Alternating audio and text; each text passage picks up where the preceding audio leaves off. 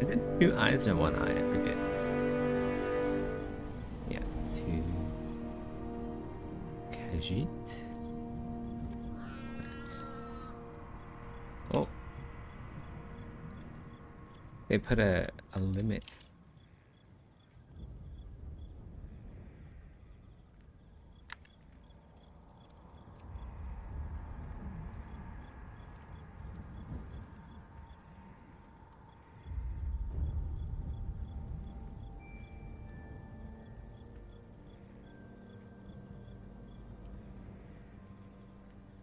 Okay, we're gonna go with a dog instead.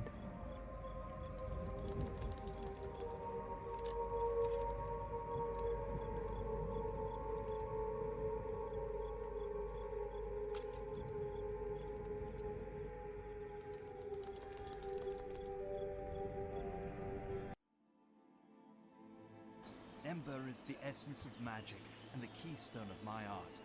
For my kind, Torchlight is a beacon, a place of power, the largest cache of Ember ever found. I had heard nothing of the troubles afflicting that place. I came only to serve my own ends, but I was lost as soon as I set foot in Torchlight. The evil gathering there swallowed me, and I may never break free of it entirely. The mines are dark, and below that, the blackness is impossible to describe. There is power beyond imagining.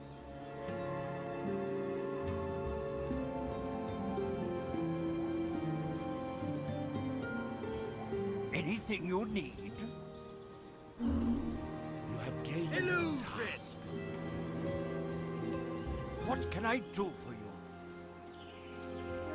What can I do for you?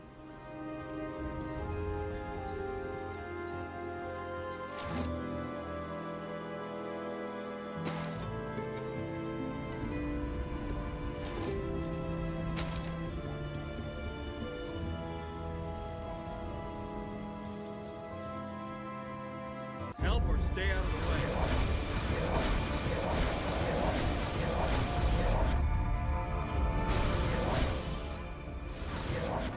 My mana's low.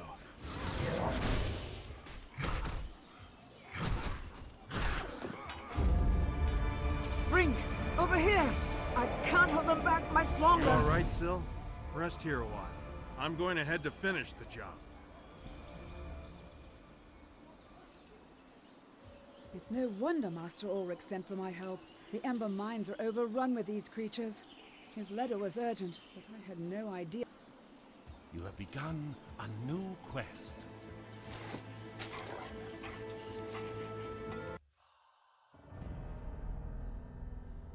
I've arrived in Torchlight and begun my exploration of the tunnels below. These mines are vast and aglow with ember. I've never seen so rich a vein. Miners labor to extract it and take no heed of my warnings. I cannot blame them. I, too, could not resist the pull of ember. This ember is the same as that which afflicts me. The taint within it resonates with the corruption in my bones. I can feel it so clearly now. Blight springs from the depths and flows up through the veins. To purge myself of this evil, I must find the source.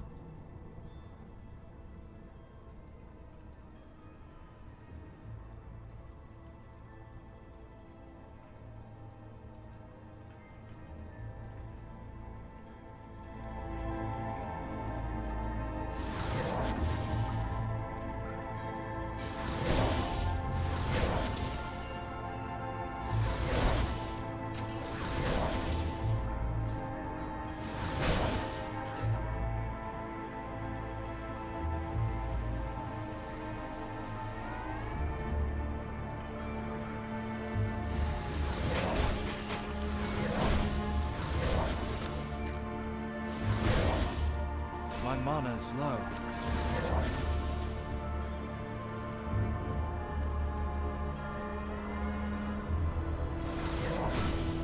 My mana's low. Insufficient mana.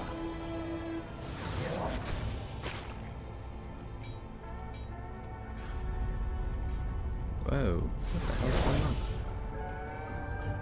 My mana is low. My mana's low.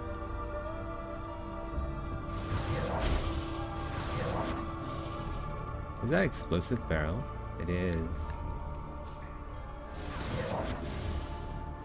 My mana is low. Apparently I can't aim at it though. Just open the door. Oh, there we go.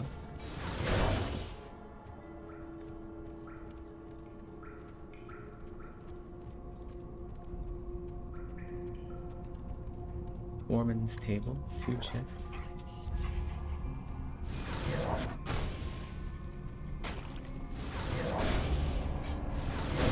Insufficient mana.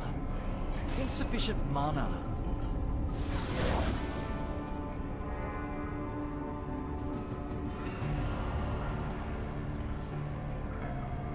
Right, drink a potion.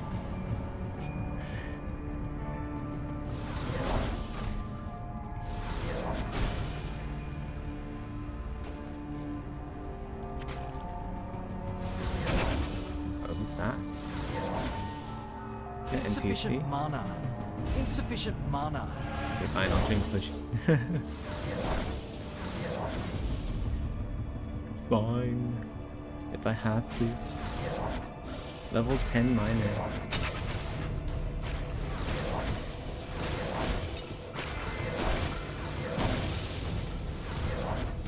Wow, Jesus Christ, that guy's just plowing through. Hello there. Hello there.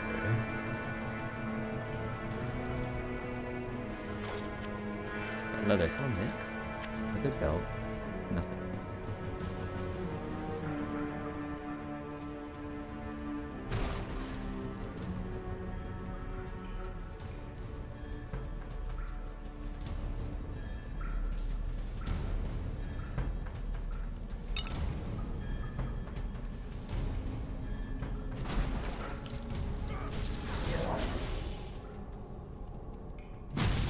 Whoa, A trap has shit. been sprung.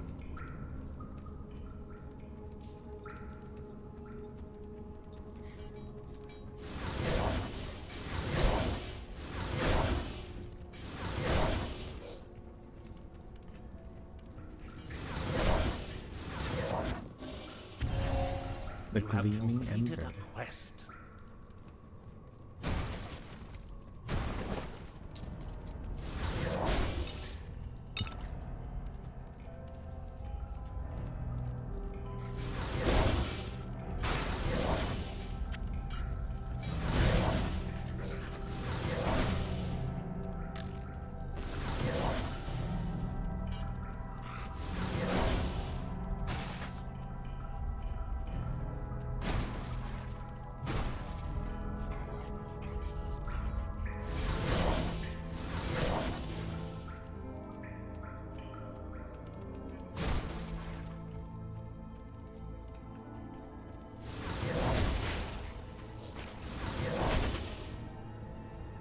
Insufficient mana.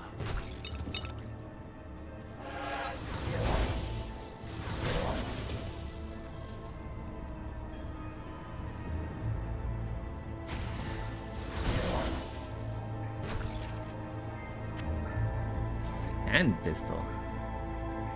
Let's go use that.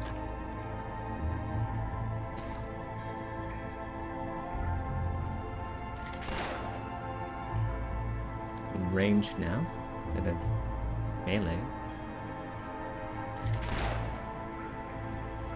Fishing hole.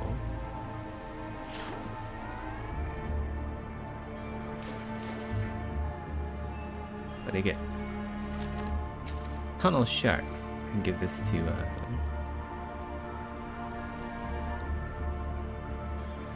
yeah. I'll give it to my dog.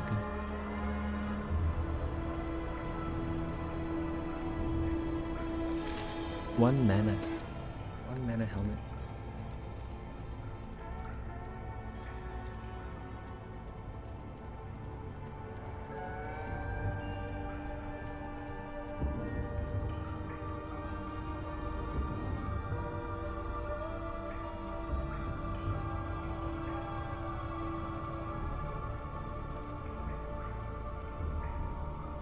Is that it?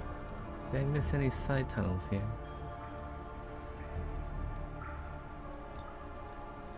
I think I basically found everything.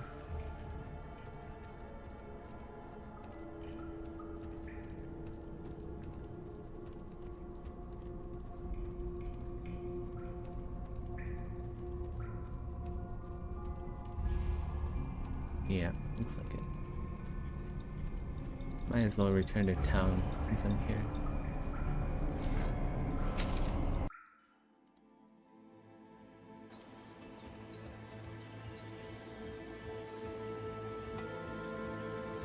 Good day to you.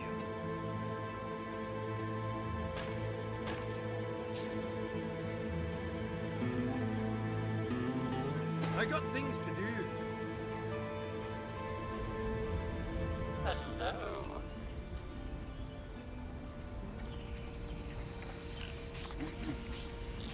You have begun a new quest. I've got the finest cut gems in Ember.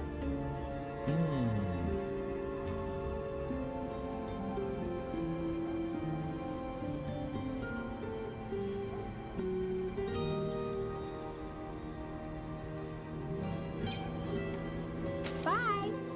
There. Goodbye. Good day.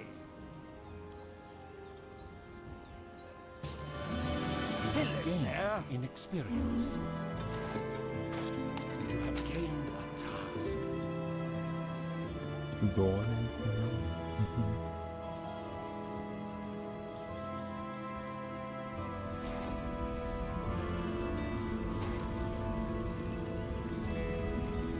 Hi there.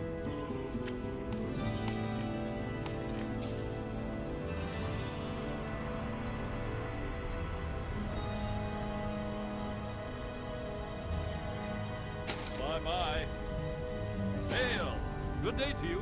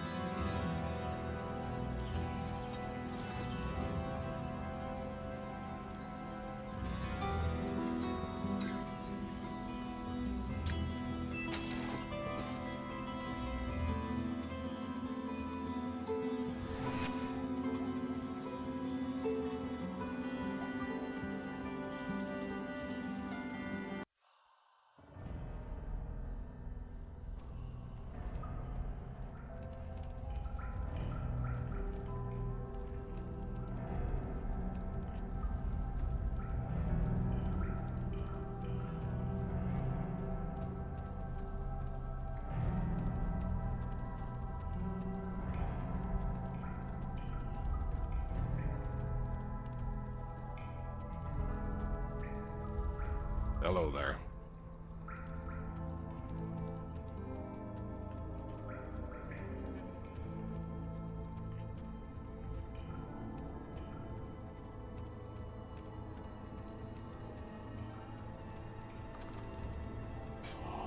Oh, let's go.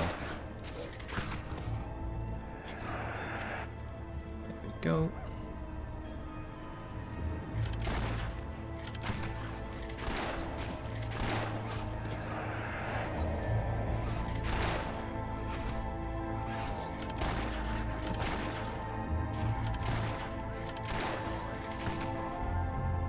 Insufficient mana.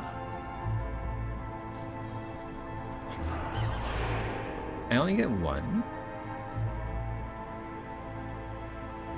Ah, okay, I only do get one. Alright. For now, anyway.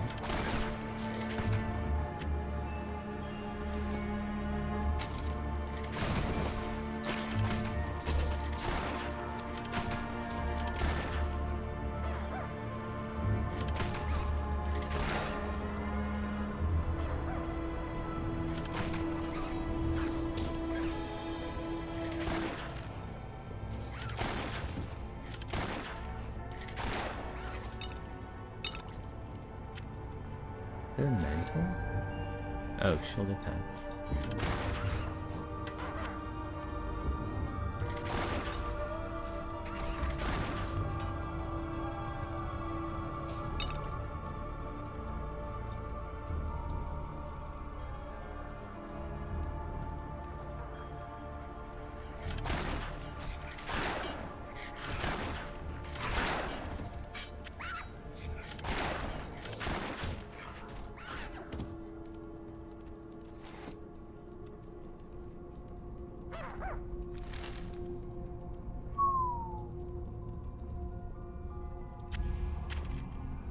it's two-handed? It is two-handed.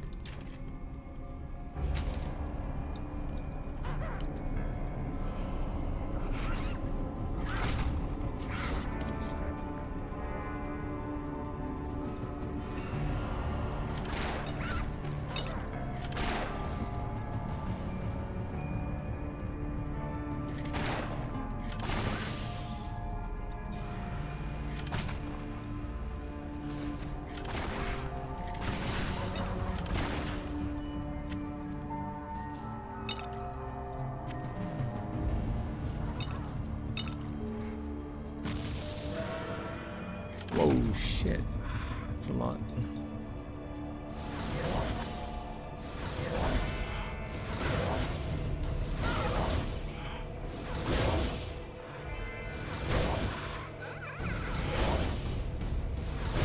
Oh my god, that's a lot.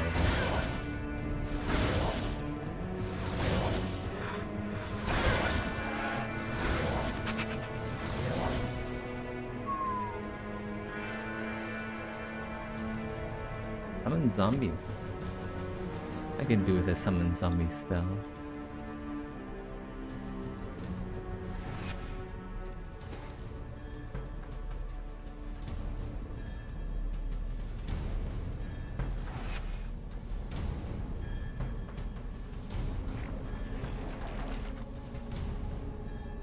Oh, they're uncontrollable. Okay. Interesting.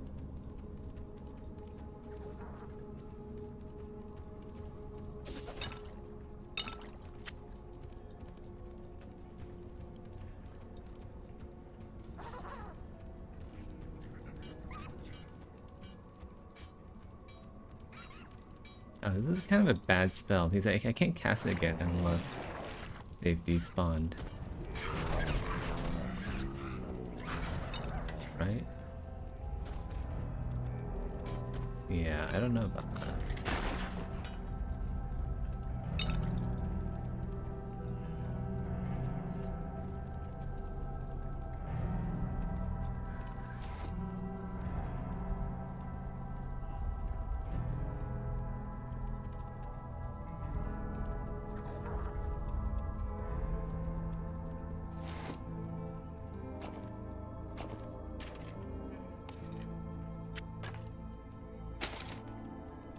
Your pet has departed.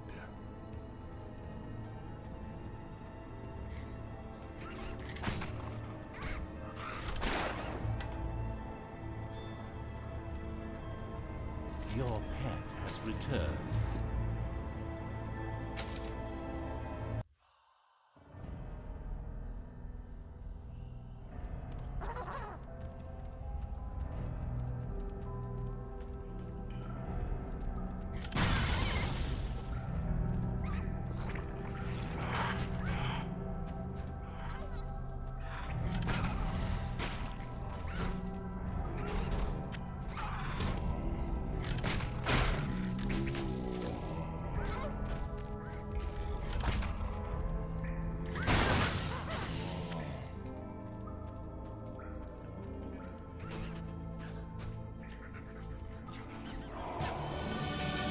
Gained in experience.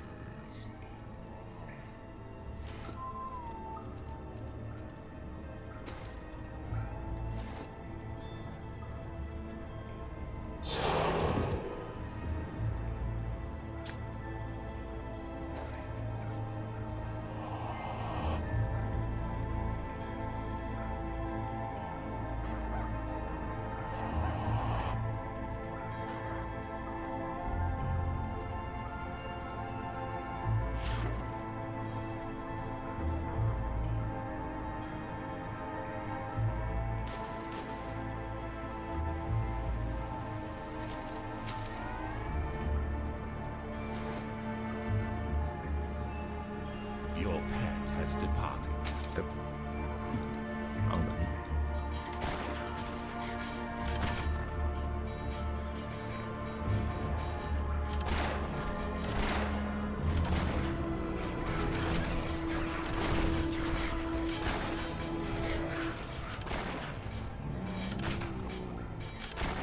Your pet has returned.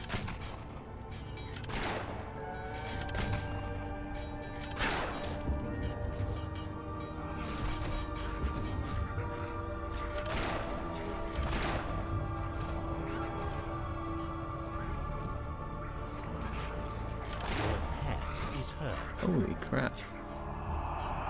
Wow. Which way here?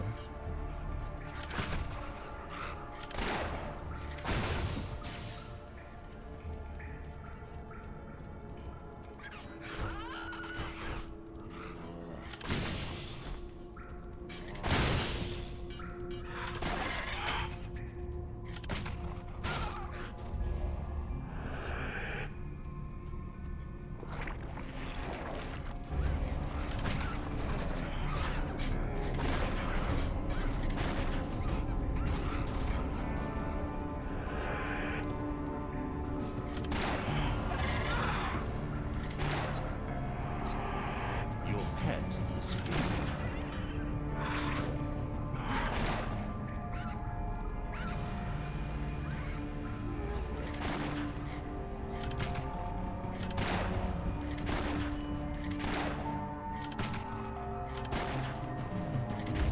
My mana is low.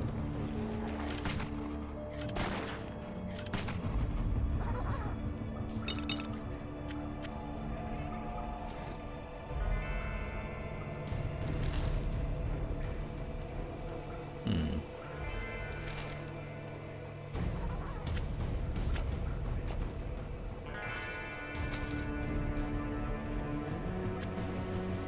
I should have unidentified the one.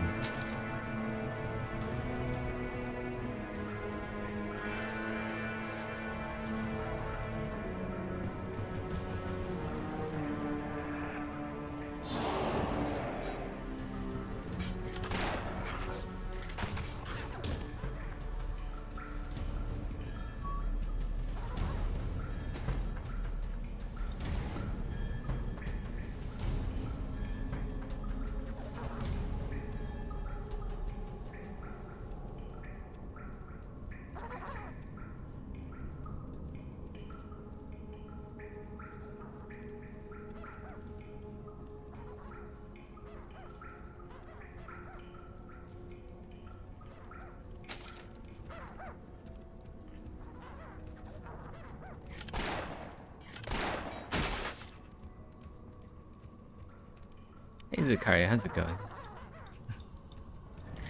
This is Torchlight.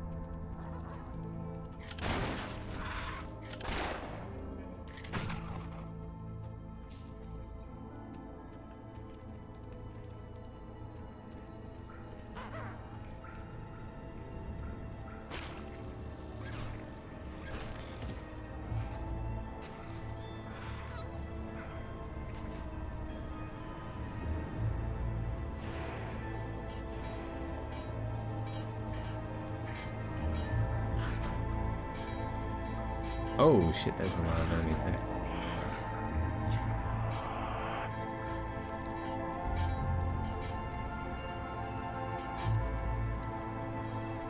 How come they don't aggro to my summons?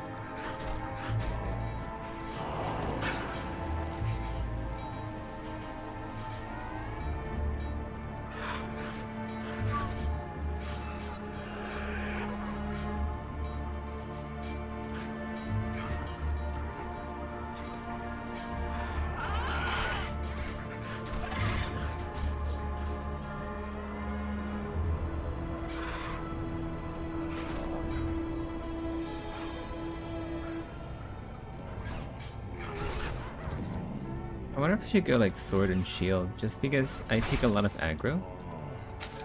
So if I go sword and shield and go like heavy tank mode with summons, at least I can like take aggro.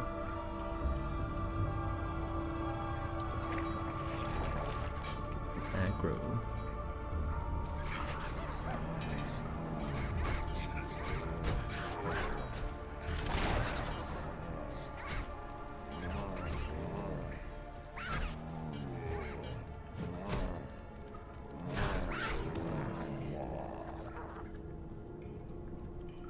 Or maybe I'm moving too fast. I think they aggro to the... Enemies seem to aggro to the closest thing that they see. Well, wait, never mind. Never mind that they did. No, they aggro to the player. They don't aggro to the minions. Holy crap, what is that? Also, how do I tell how many summons I have currently?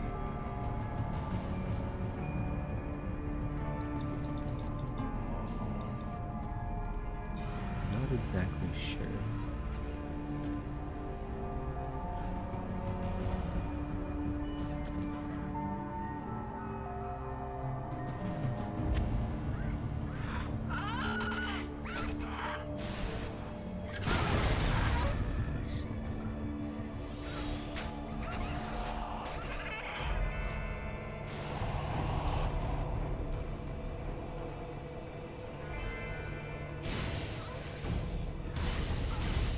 Wow, what was that?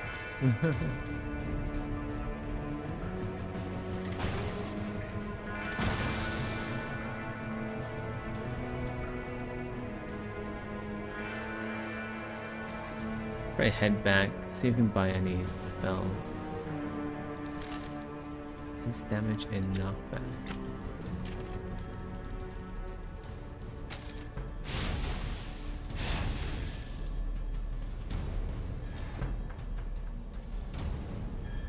Like 10 years ago. Yeah, it's an old game. I remember when this game was new. That's how old I am.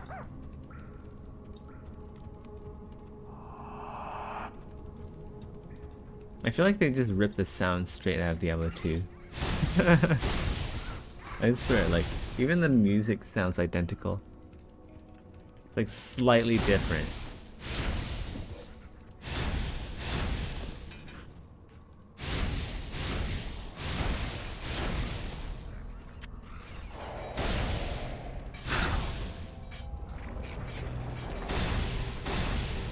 Yeah, I might just like go Sword and Shield. Because if summons aren't dependent on... If they aren't dependent on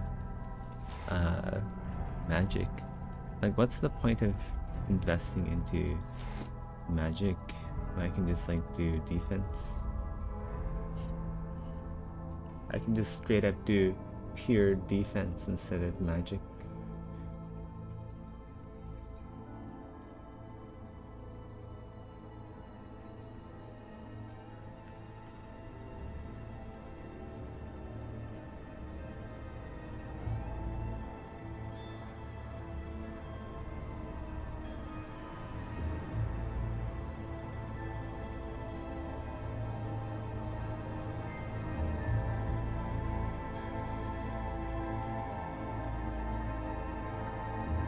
Yeah, I might just do that. Well, actually, you know, maybe items require magical stats. So if I want to go summoner, I might need to invest in magic.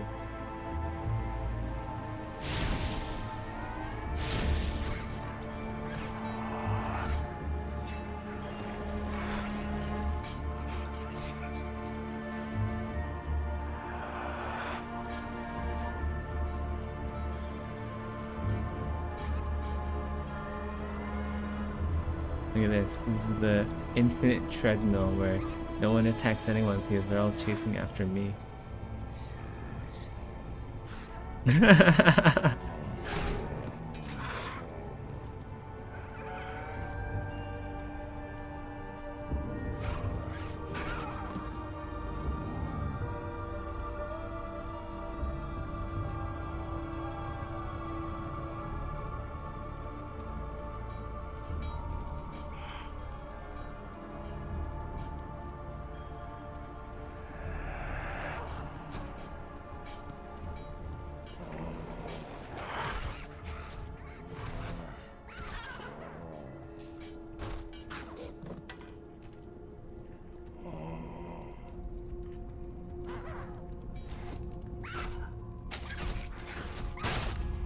Wow.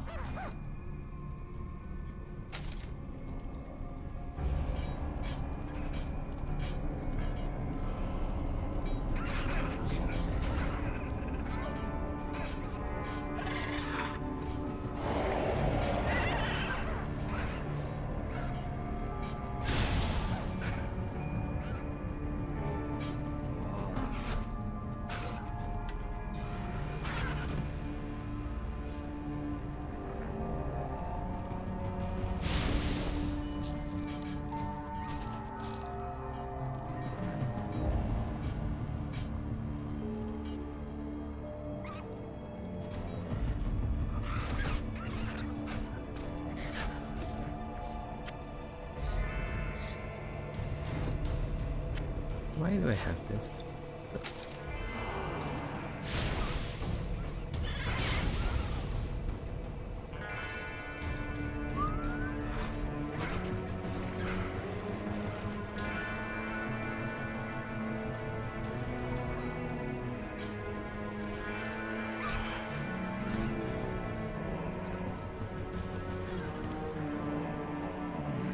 Sword Smasher the Despised. That's quite the name.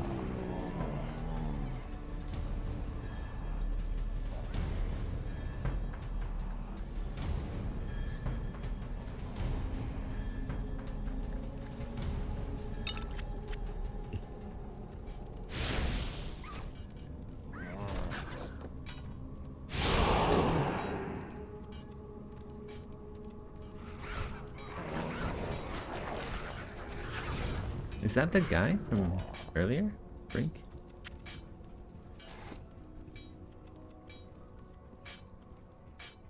Another leather tunic. Did Syl send you after me? She must have thought I was in over my head again. Well, she's right. These monsters are getting stronger and I could use your help. I'm going after the fiend that was attacking Syl on the bridge. Will you join me? Yeah, I'm surprised like Blizzard didn't go after these guys.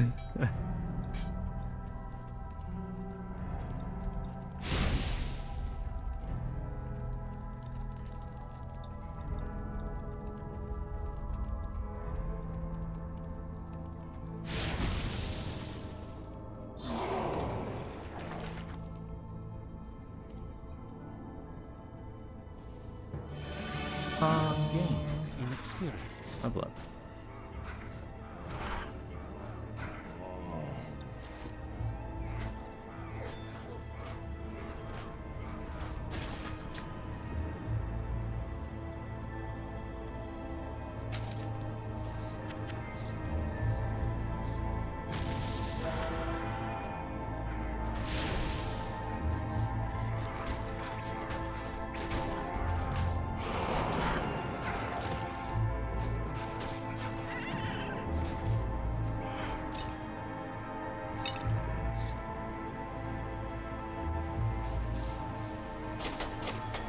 That's a lot of gold. What the f— oh shit! That's not good.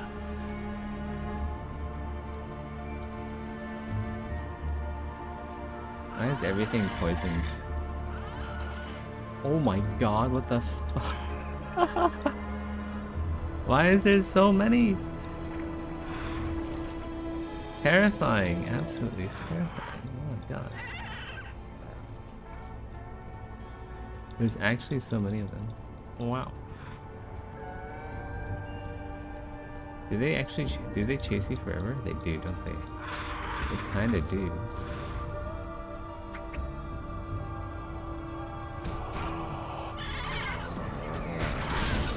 Yeah, I might just like go sword and shield if they're just gonna aggro me all the time. It doesn't make sense for a summoner build if you're just like a glass cannon in the back, because yeah. I don't know.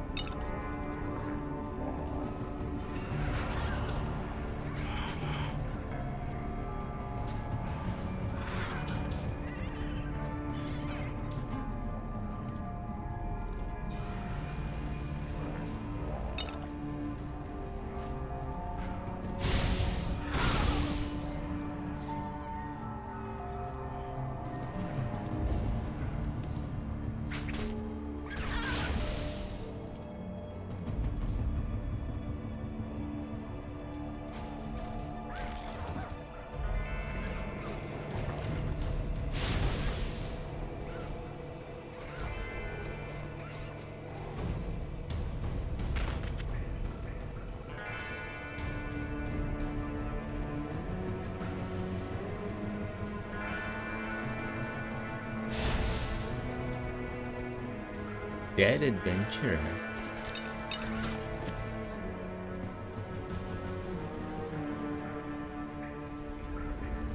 Whoa, everything's shaking.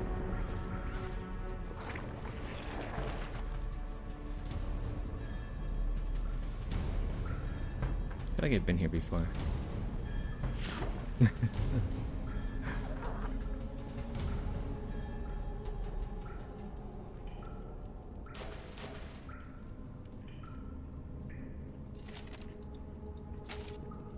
Emberfish eye.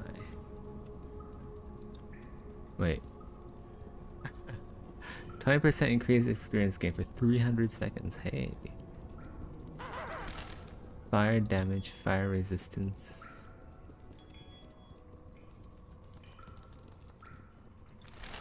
Two damage reflected, 8 armor.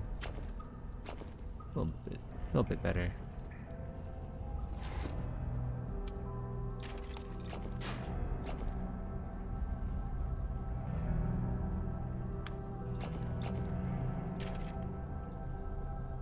Small bow.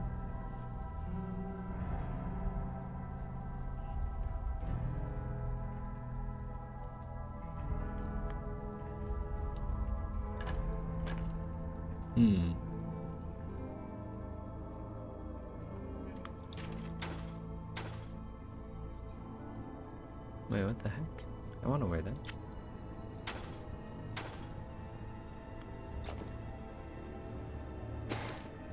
Your pet has departed.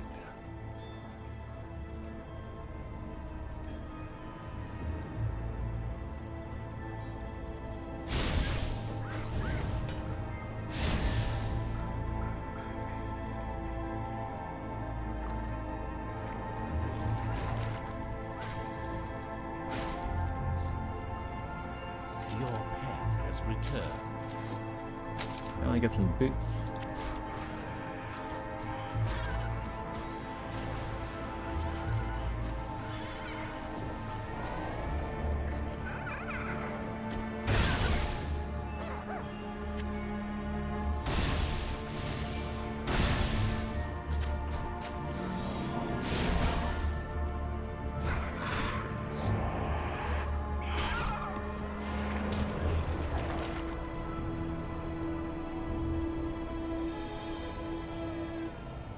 I should probably head back to town just to check the vendors.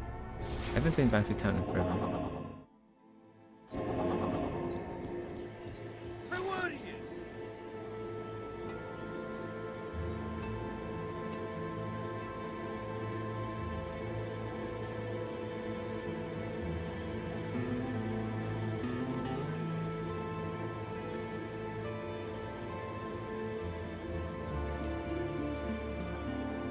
Goodbye.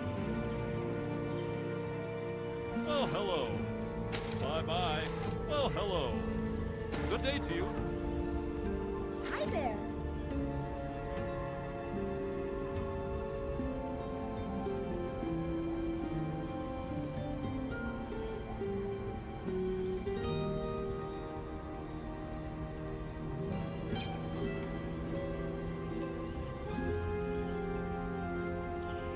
See ya.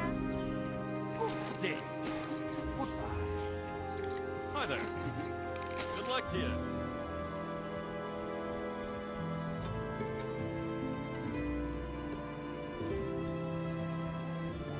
Ow, that character design.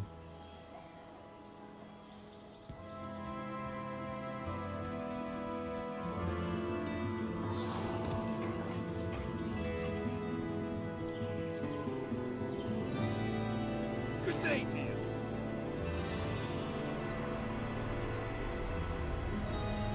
Is there anything that improves like minion damage?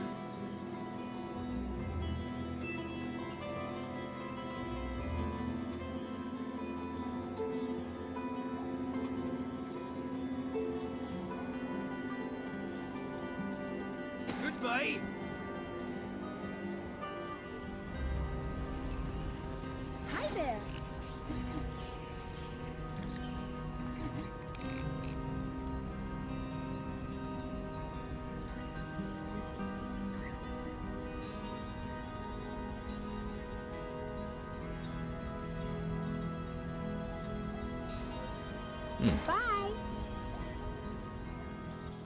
Isn't there supposed to be a healer somewhere in town as well? No healer?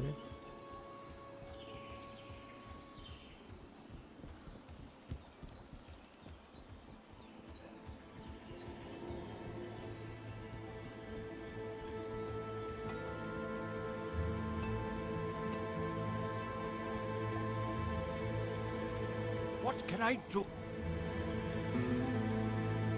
Jambo? Now, see you later.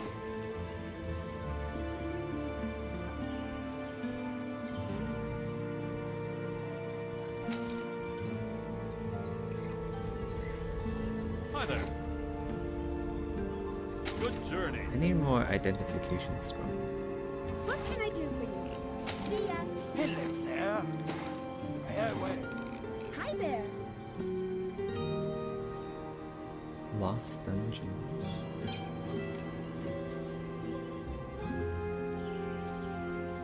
Bye-bye. Hey, what are you?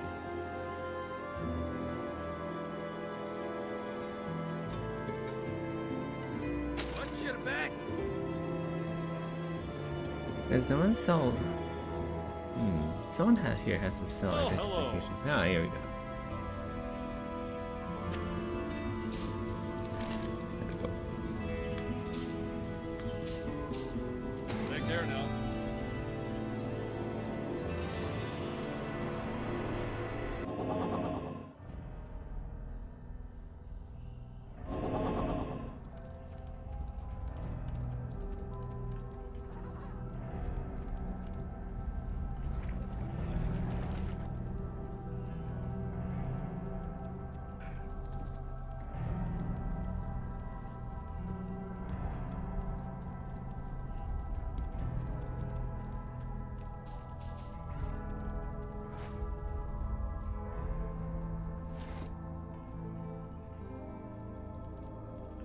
Increases melee damage, increase range damage.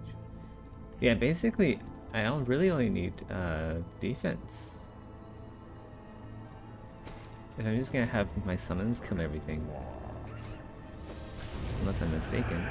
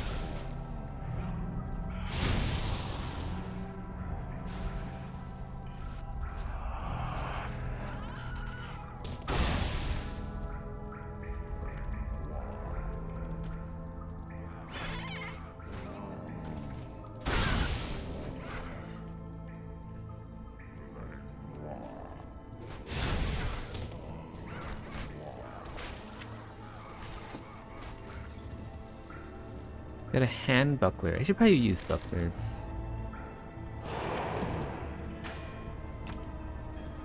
Use a buckler with whatever else. A wand, I guess.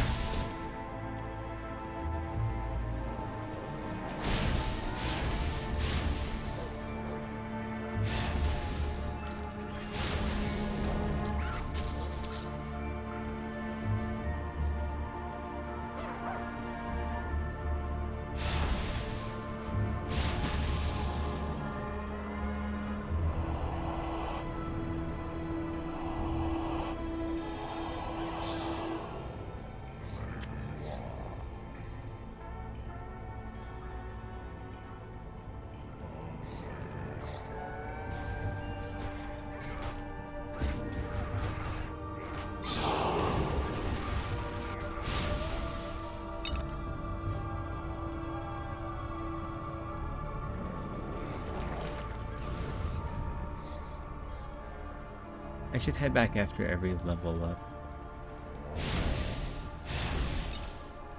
I missed that on 1 or 2.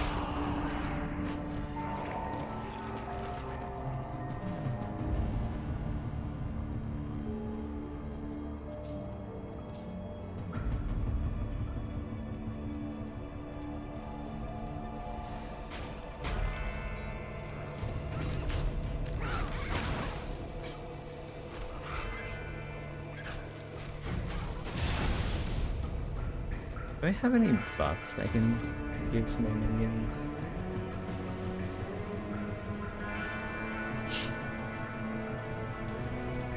Increase charm magic spells.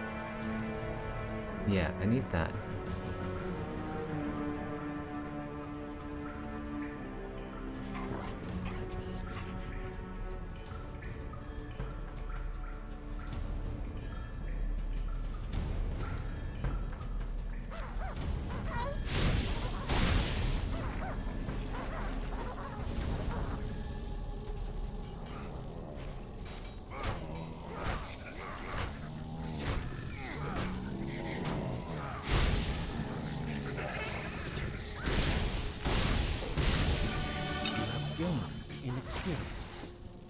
Head back.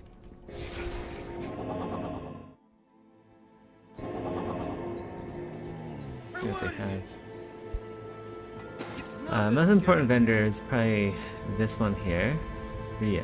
Got the finest cut Check for gems spells. Yeah, Flaming Sword. We don't want that. It's another charm spell, right? Pretty sure it's a summon spell, so.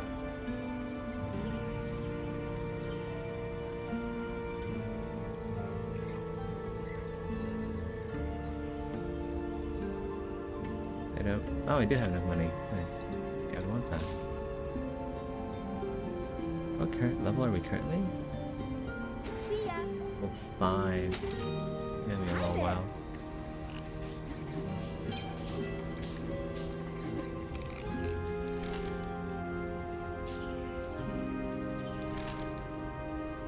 Ashen Scepter. Not as good as mine. Should probably eat this thing. It's more XP.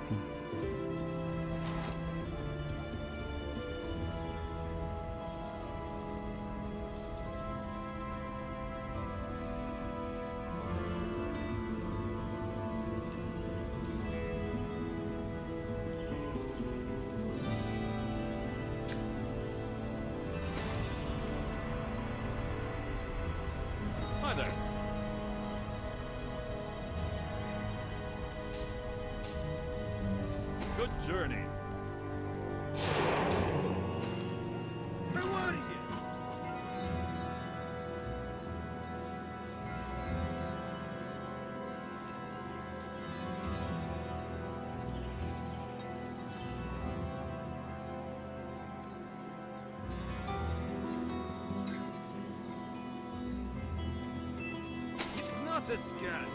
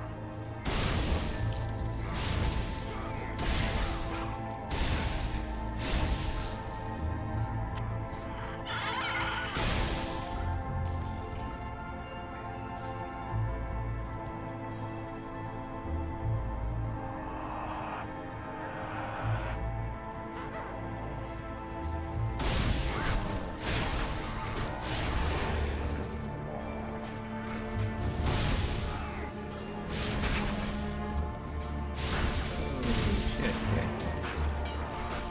One of them.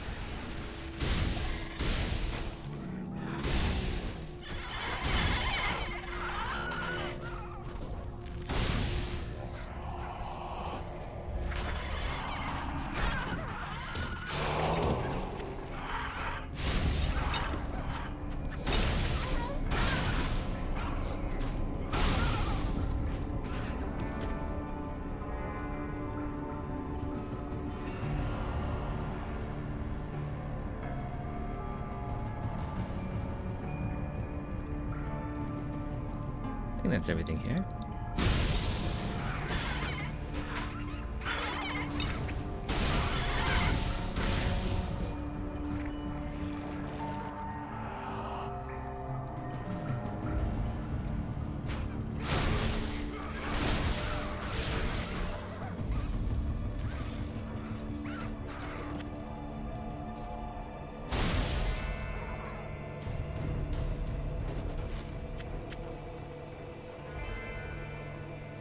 Shrine with mana.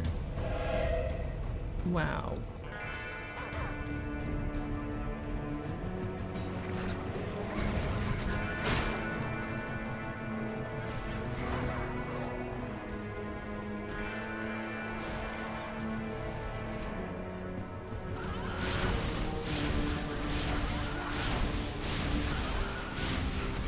Holy shit.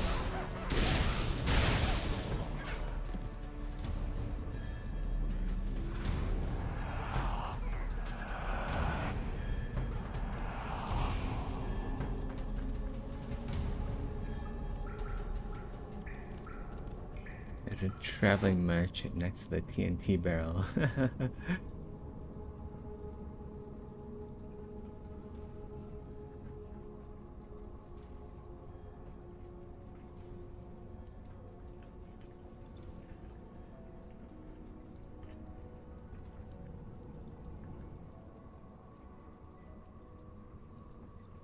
Hmm.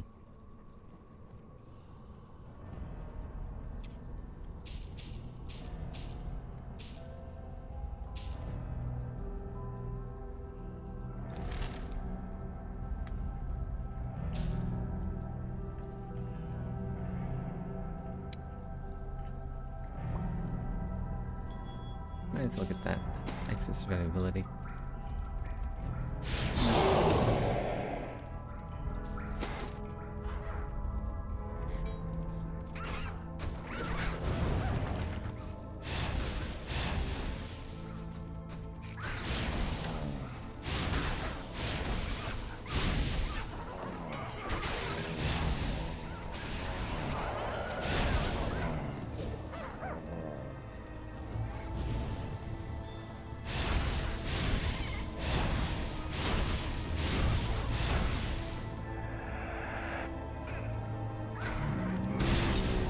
I don't know why I haven't eaten this yet. I should go and do that.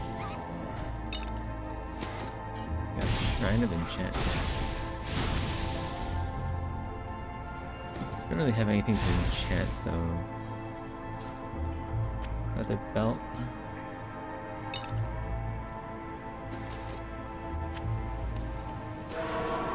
Fortune is kind to you. Wait, they just turned into another leather belt. They didn't do anything.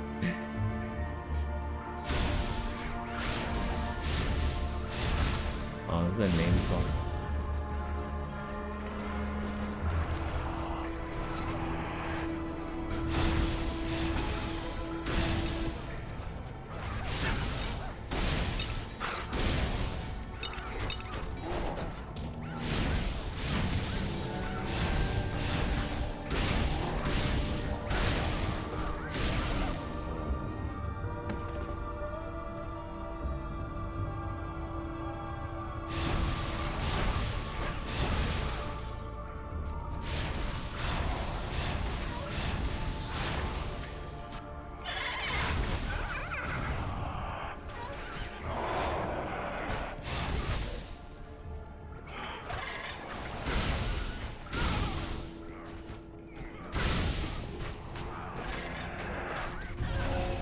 You have completed a quest. My mana is low.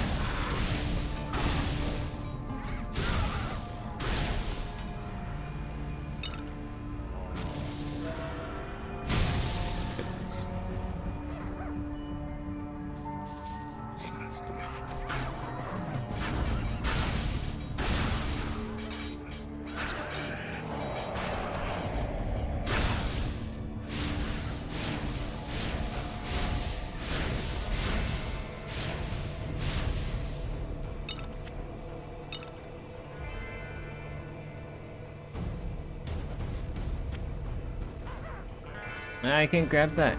It fell into the ungrabbable place.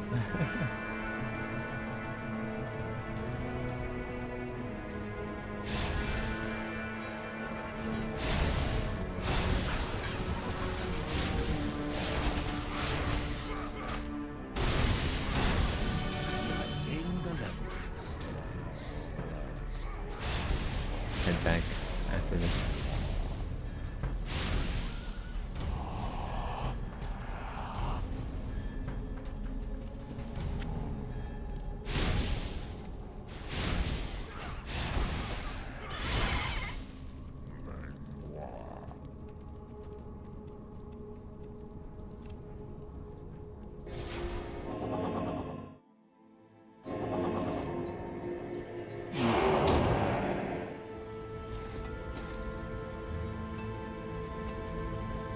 This will be a fun.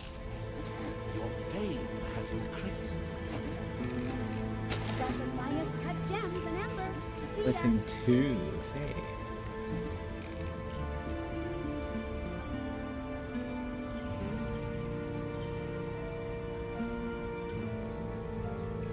Someone's a skeletal warrior to attack your foes.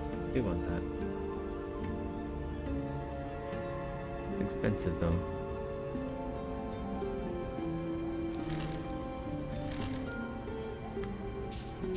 Something I can actually afford it just now.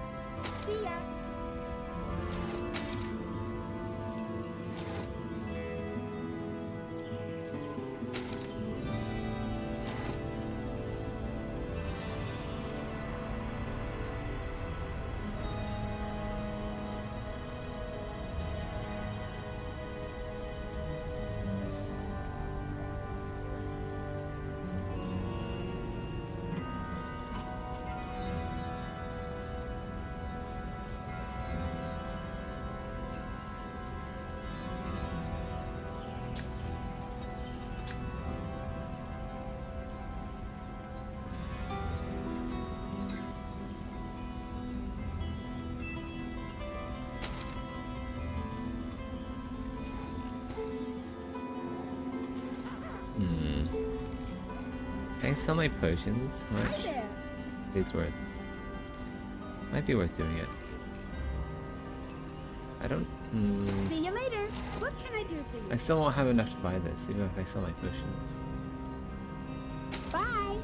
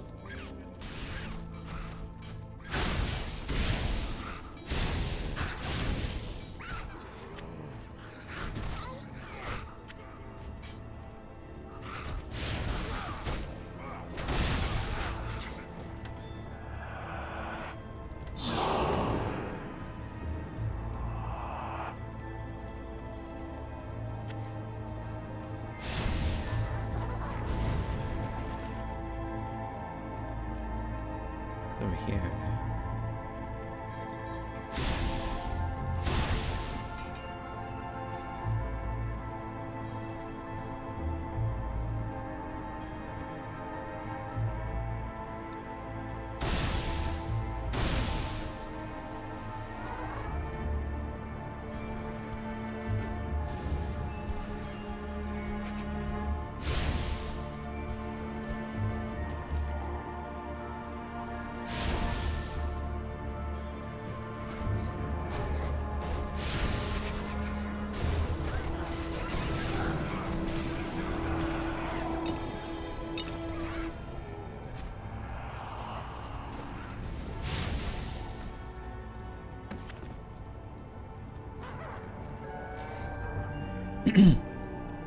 You know what? I should probably give my dog these rings. Just because he's attacking more consistently than I am.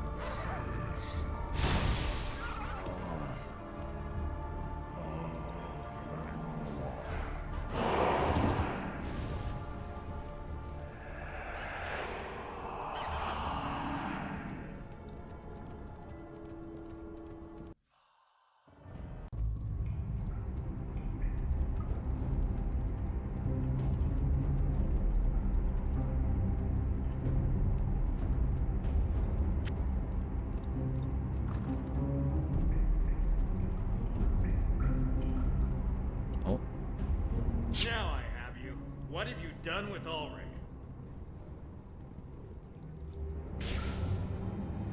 I am here, Brink. I sent for Syl, but I don't recall inviting you or your friend.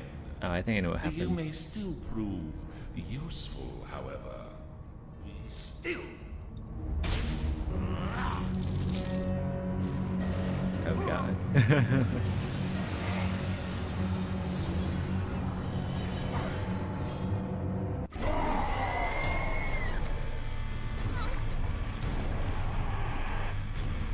I'll just stand here and wait for my dudes to kill him.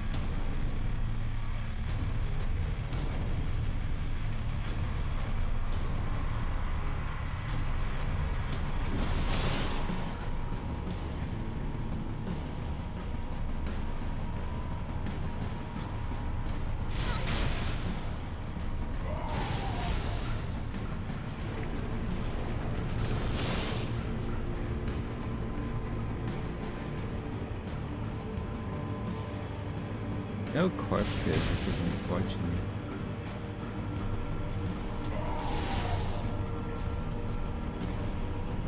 How am I supposed to summon my dudes without corpses?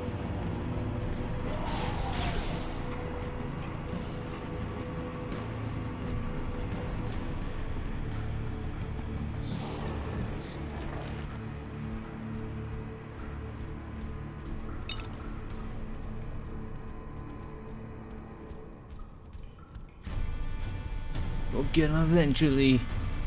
We'll get him eventually. Zombies. Maybe I can get his pathfinding stuck on something.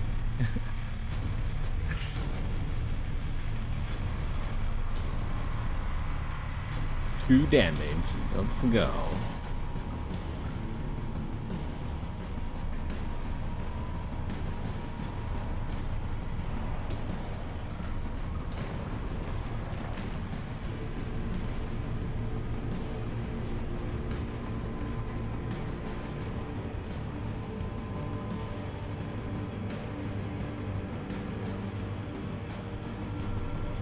Let's go, zombies. You guys got this.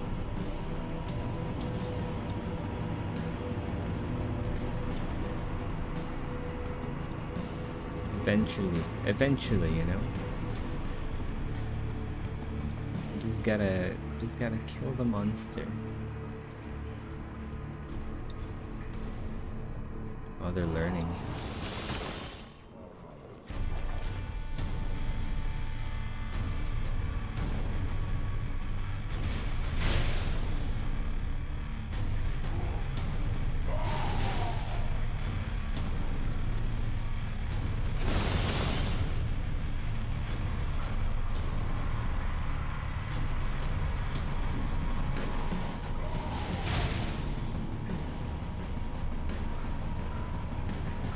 That was huge right there. That's a lot of damage.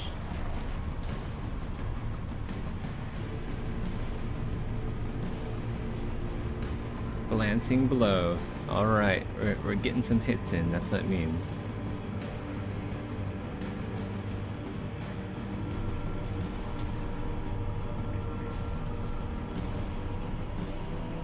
Critical strike. What's in here? Unidentified ring. Ow. That's pretty rude. Should I see what this ring is all about? Fire damage. Hey.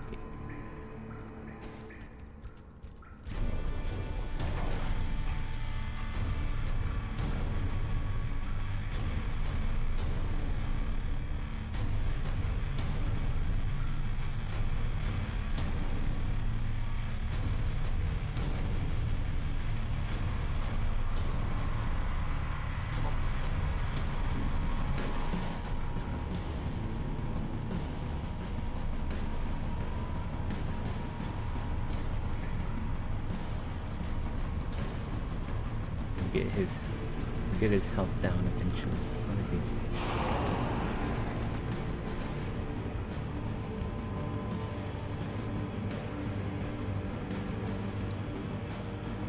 I kinda wanna give my doggy one of those. There you go.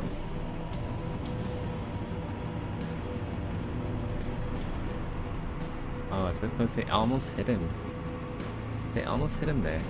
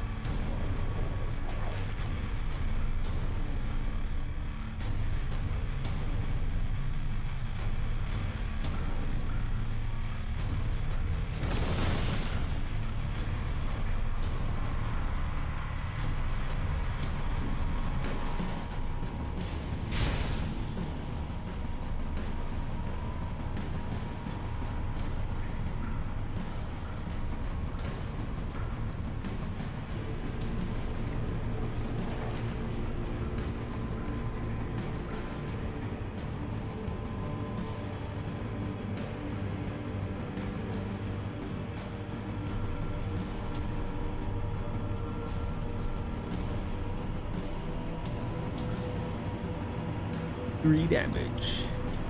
2 damage.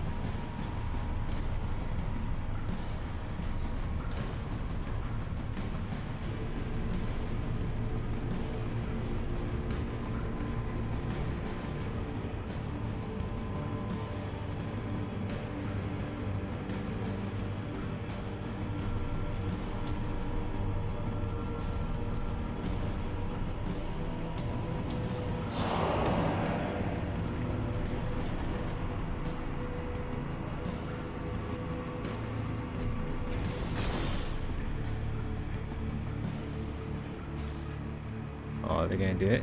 Are they gonna kill him? Oh. They aren't. Getting there though.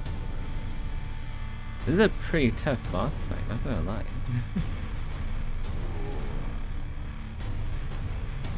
This is pretty tough.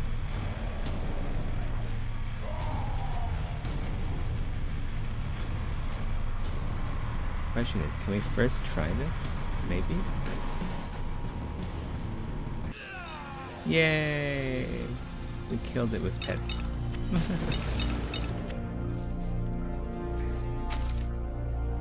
Brink, no! What has happened? Not Brink. Alas, my friend.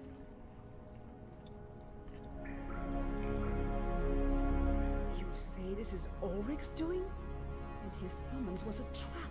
But why? The corruption here must have overwhelmed his mind. I can't believe it's so powerful. Yes, yes. See, it's touched you as well. Light is spreading through you, and if we don't find a way to stop it, you will meet the same fate as Brink. I'm sorry I brought you into this. I'll do my best to cure you. Meet me in Torchlight, and I'll tell you my plan. You have begun a new quest. Ugh.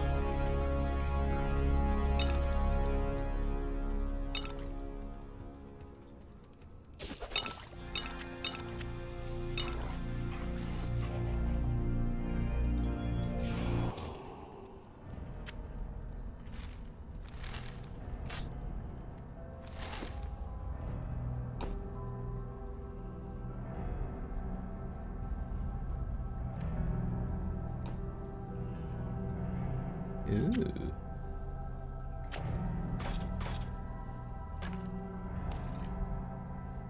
Tainted Focus. The Taint. It's one-handed, enchanted one. Doesn't have any knockback though, which is a bit annoying. But it doesn't have ice either, so it doesn't destroy the corpses.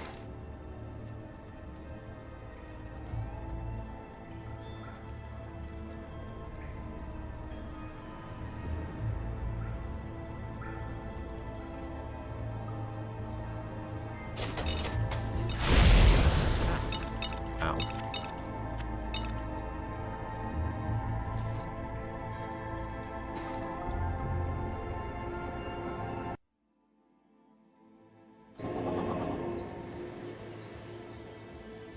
Hi there. You have gained a task. I haven't leveled up, have I? Good day. Goodbye.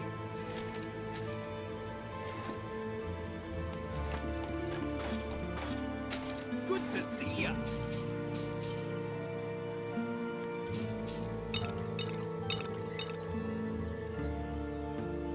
Permanently increase defense activity. Goodbye. Good day to you. Take care now. Well, hello.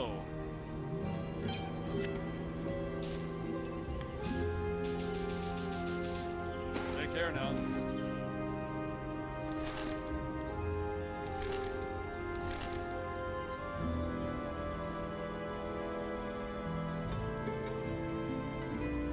Wow, 60 damage plus 10 knockback. I might actually use that instead.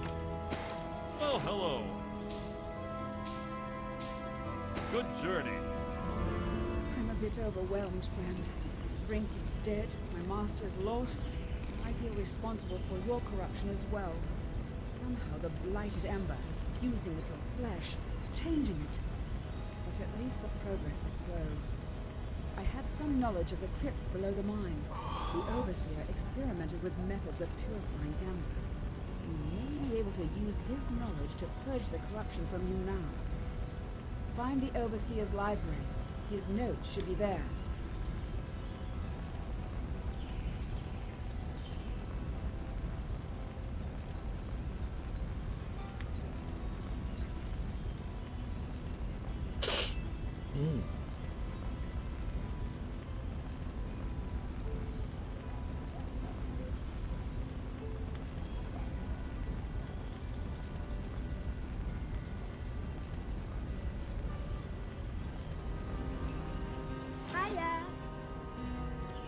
Summon zombies too. Definitely need that.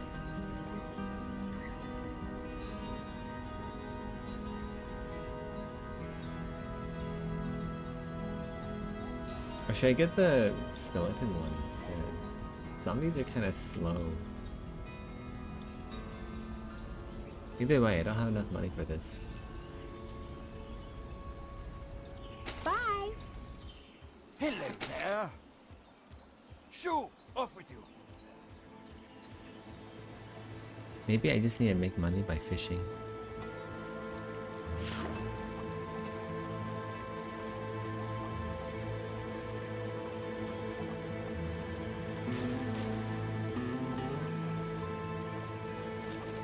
Muckfish. How much is this worth? It's only worth like 50 gold or something. Right, less. Hiya. 8 gold. See you later. Hello.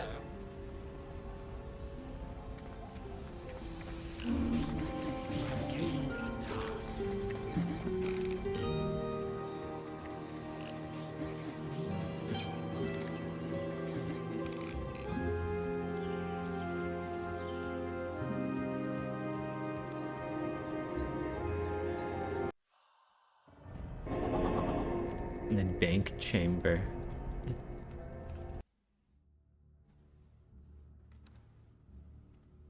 The miners chip their way down through the rock, unaware of the tombs below. When they finally break through, I hope they are wise enough to flee, collapsing their tunnels behind them. This vault was rightly sealed. It was an experiment as ill-fated as my own. Their ancestors are animated not with life, but with the same dark energy that flows through the ember veins. Separating out the vileness is impossible. Immortality lies forever beyond our reach. I was a fool to think otherwise.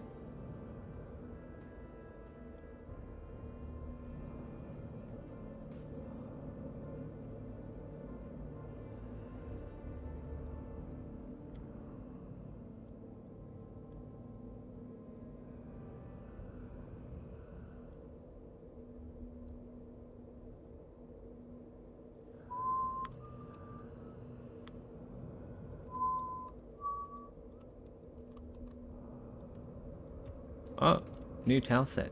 Nice.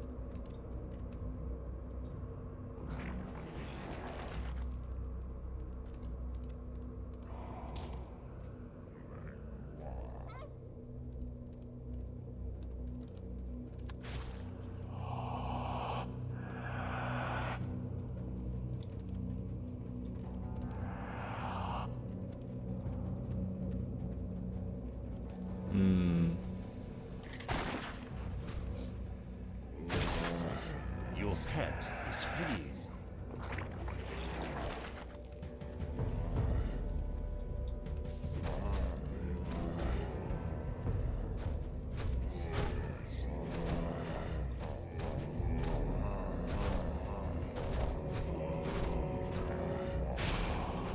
Bit of a slow start here.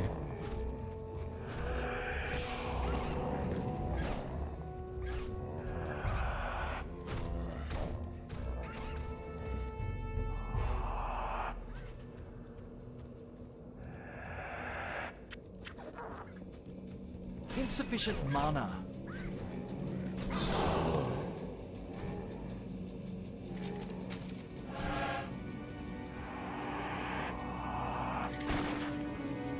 Your pet is free.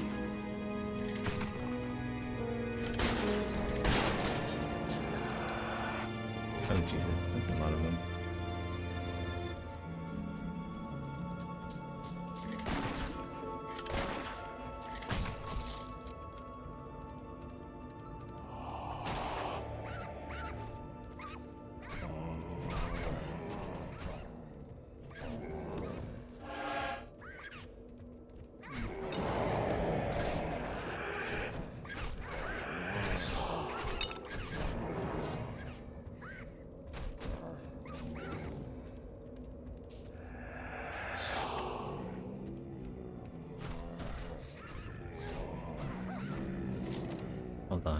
Could change.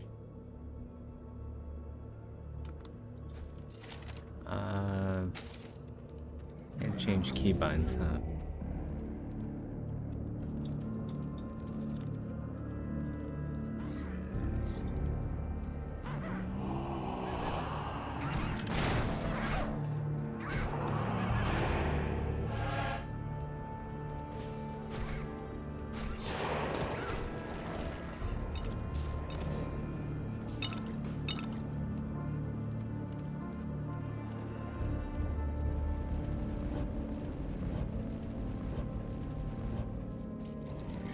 Oh shit.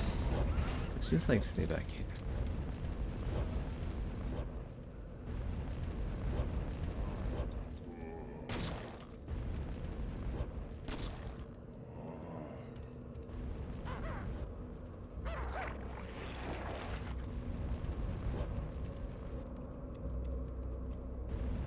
Bit annoying how there's traps here. I suppose it's hurting the enemies though too. And also my pets.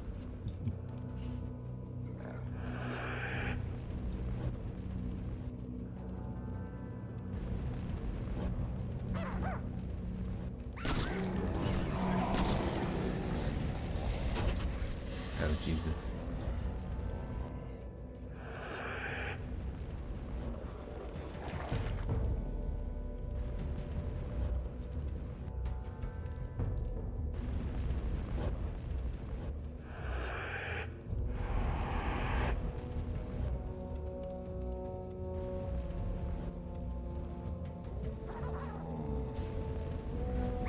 Just try and get past this.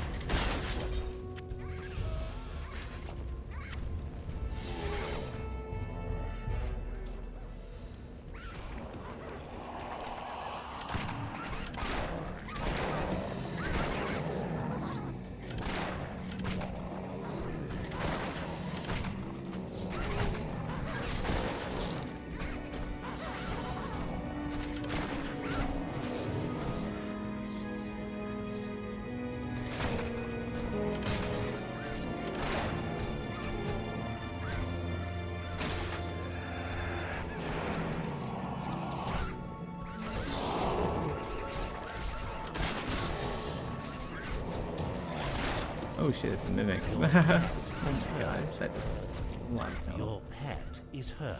Does so much damage. Your pet is fleeing.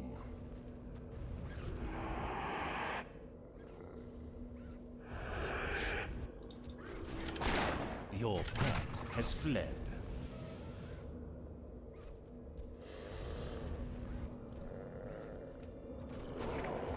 Your pet is fleeing. Your pet is fleeing.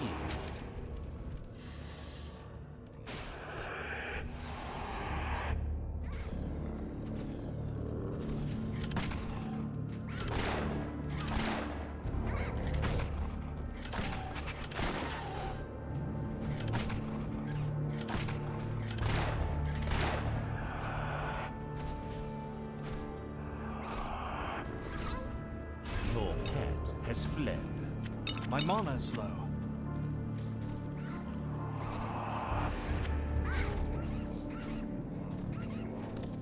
My mana is low. My mana is low. His mana is low. Your pet is fleeing.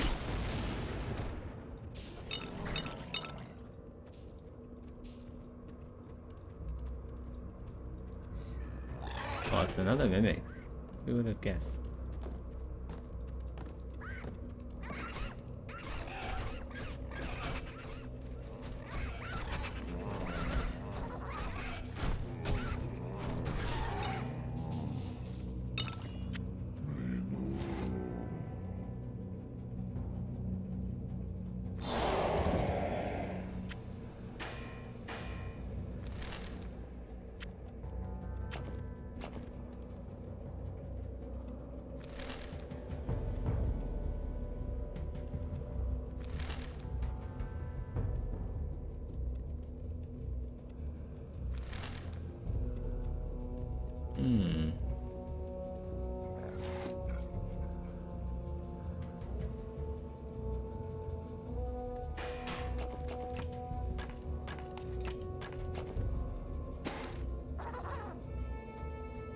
Your pet has departed.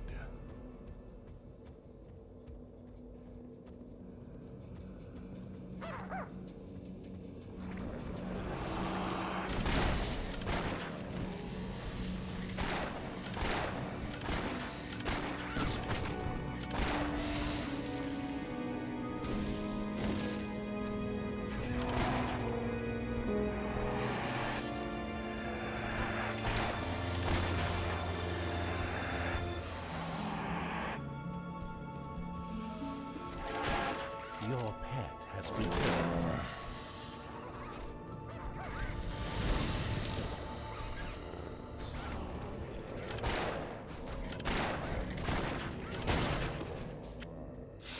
Oh, poison.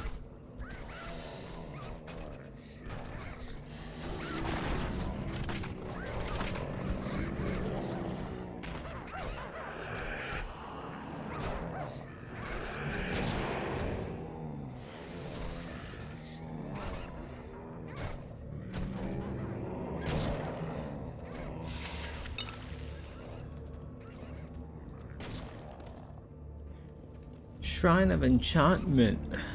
Enchantment.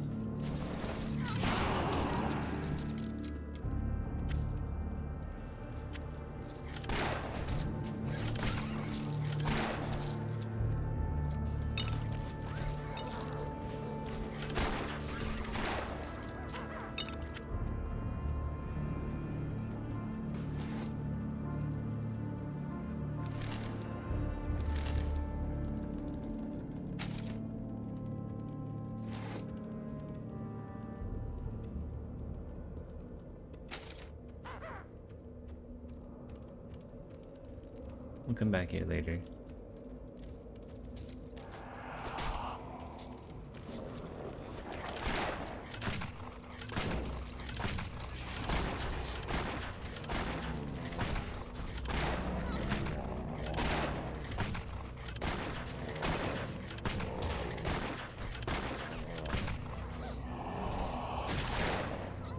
They're named.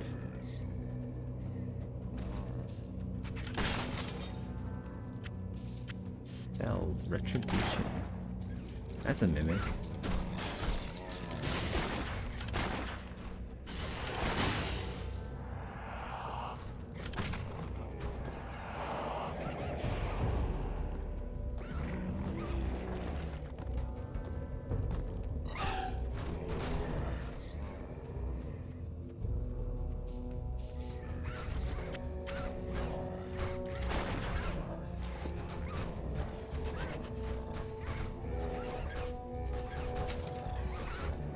Your pet is free.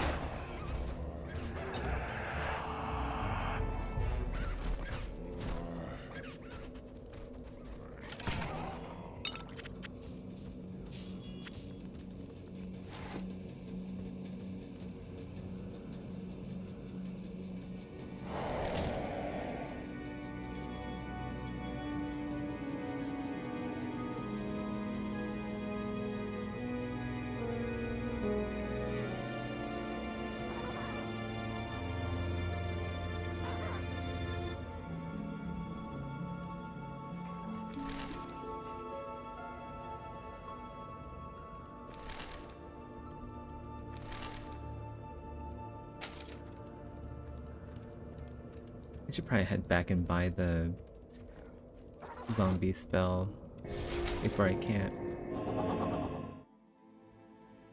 Or maybe the skeleton spell is better, I don't know. Zombies seem to be carrying pretty What can I hard do though. for you? Town portal spell.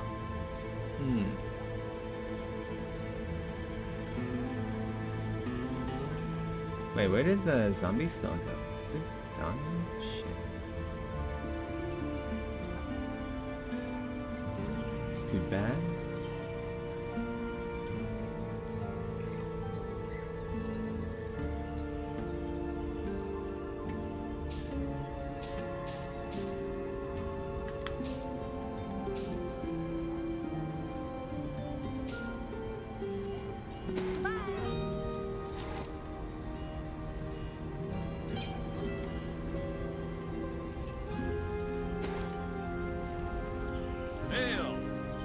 journey.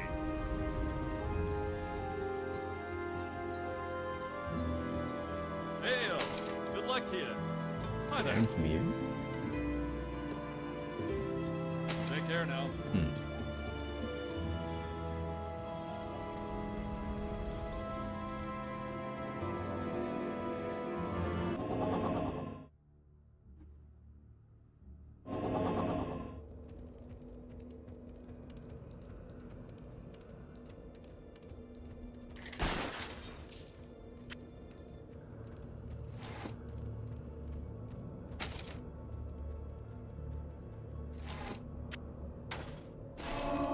You are Nothing unlucky. happens.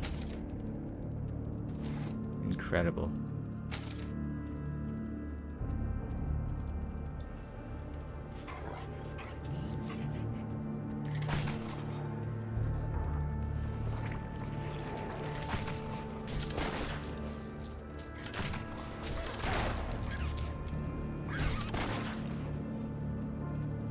There's a lever here.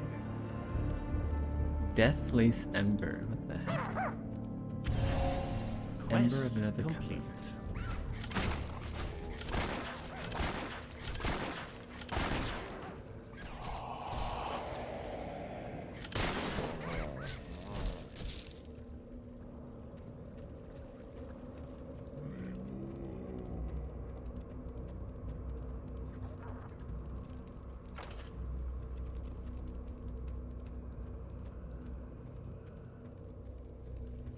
Ah, look at that.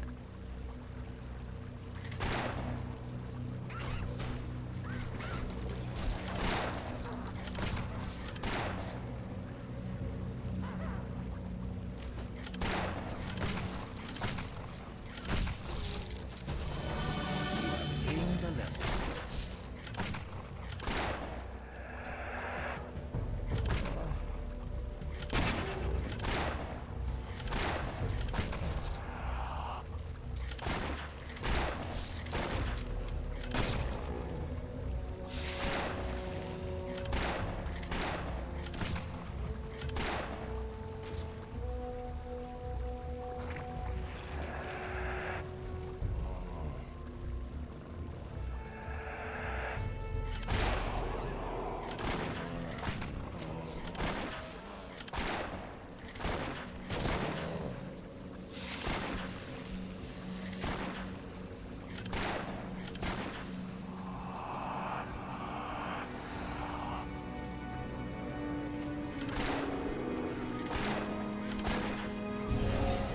Quest complete.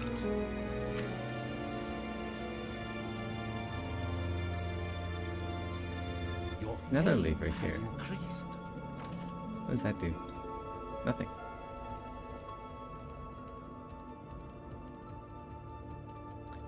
Oh. It does do something.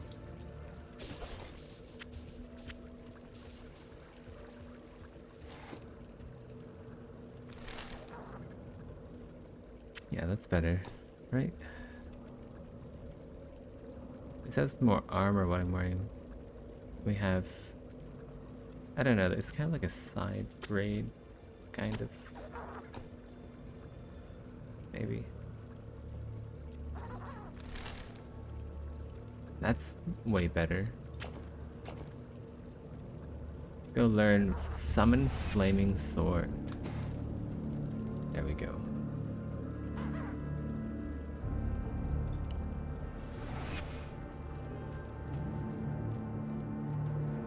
Also, let's go see what's in town. See if they have any new spells that I can buy. This will make it grunt. Hiya.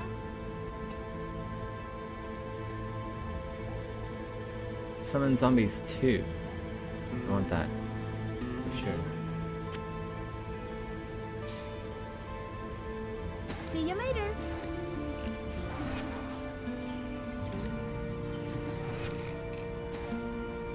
What can I do here?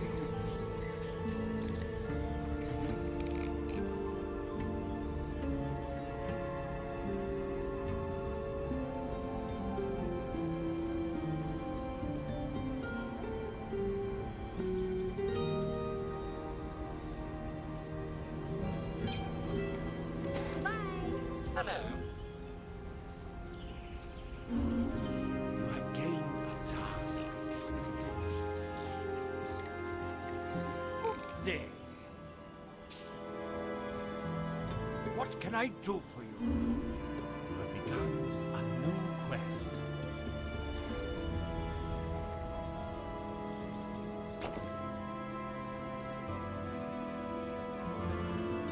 Hail! Good luck to you.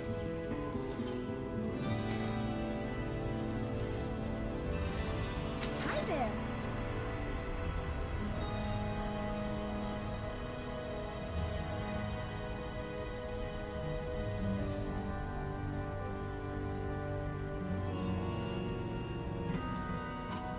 This might actually be worth 2% increase experience gain over 6 fire damage. Bye-bye.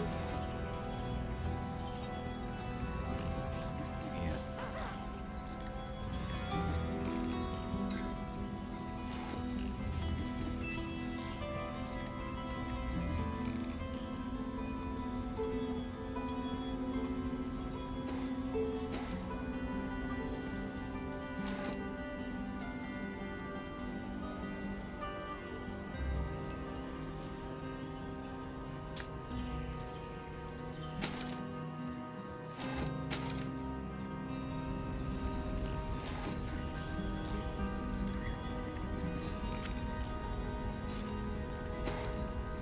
What level is this dungeon?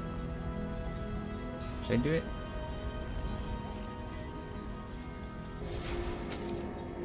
We'll go do this mystery dungeon.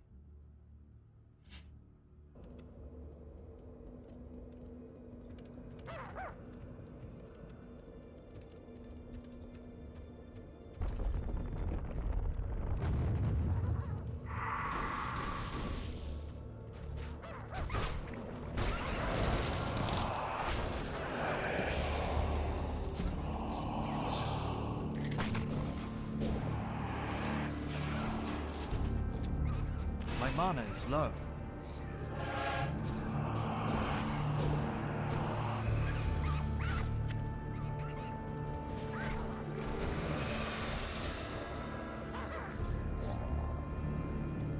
Wait, was that it? The flaming sword dies that fast?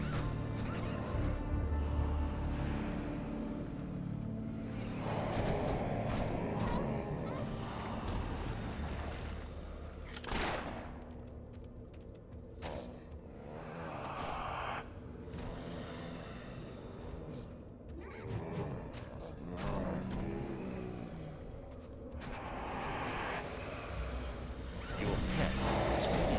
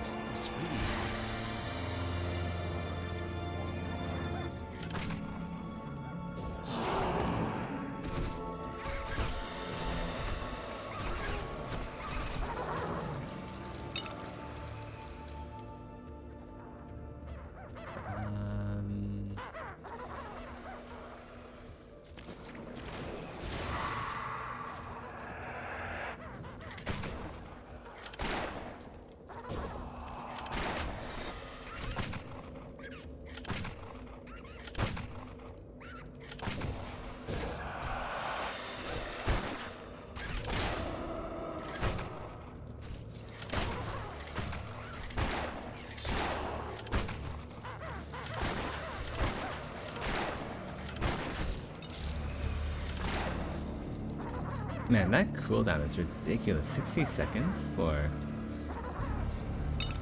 whatever the fuck that is. Oh, I'm almost dead. Like, it only lasts for like 10 seconds or 14-second summon bridge.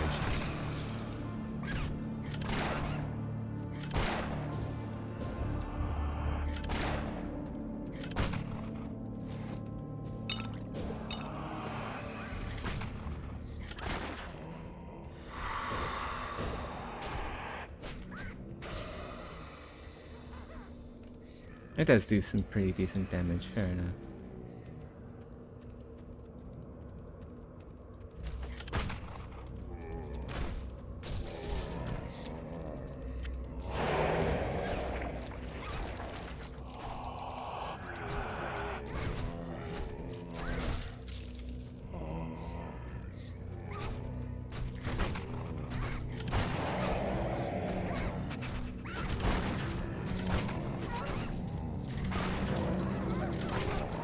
Your pet has fled.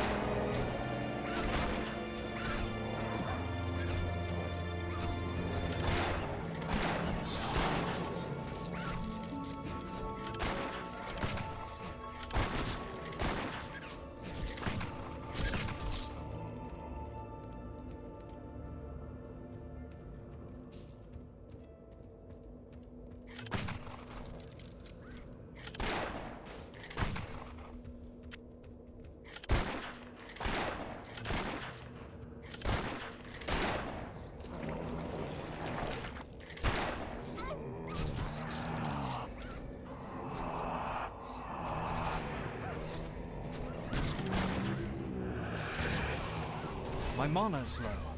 My mana's low.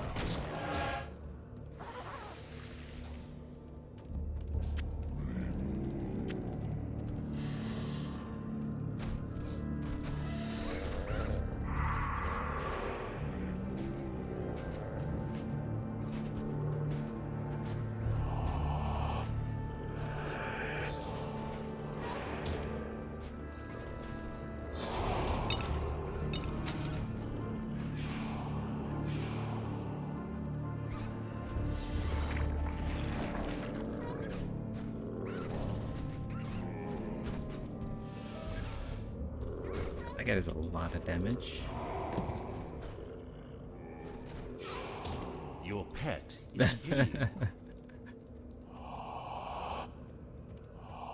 Why am I casting out there? My mana is low.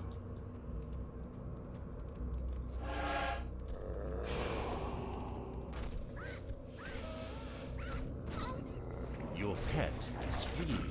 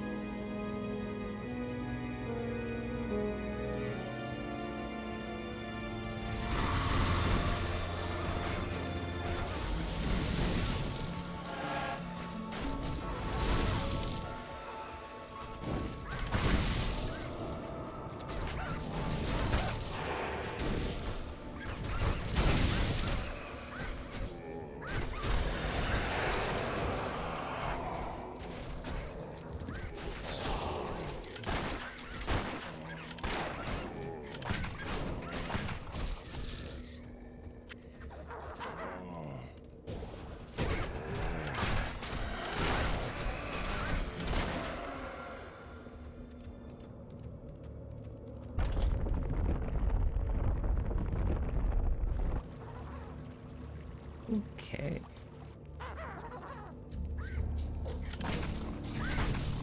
Whoa, what the fuck? I'm stuck. I can't move, man. I'm so fucking stuck. I can't even move. Oh my god. Yeah, well, this resurrect here. It's so bad. I got body blocked like instantly.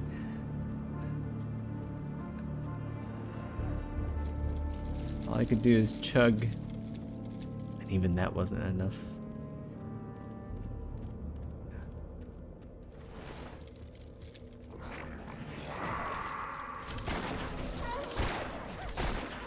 Yeah, all my minions are down there.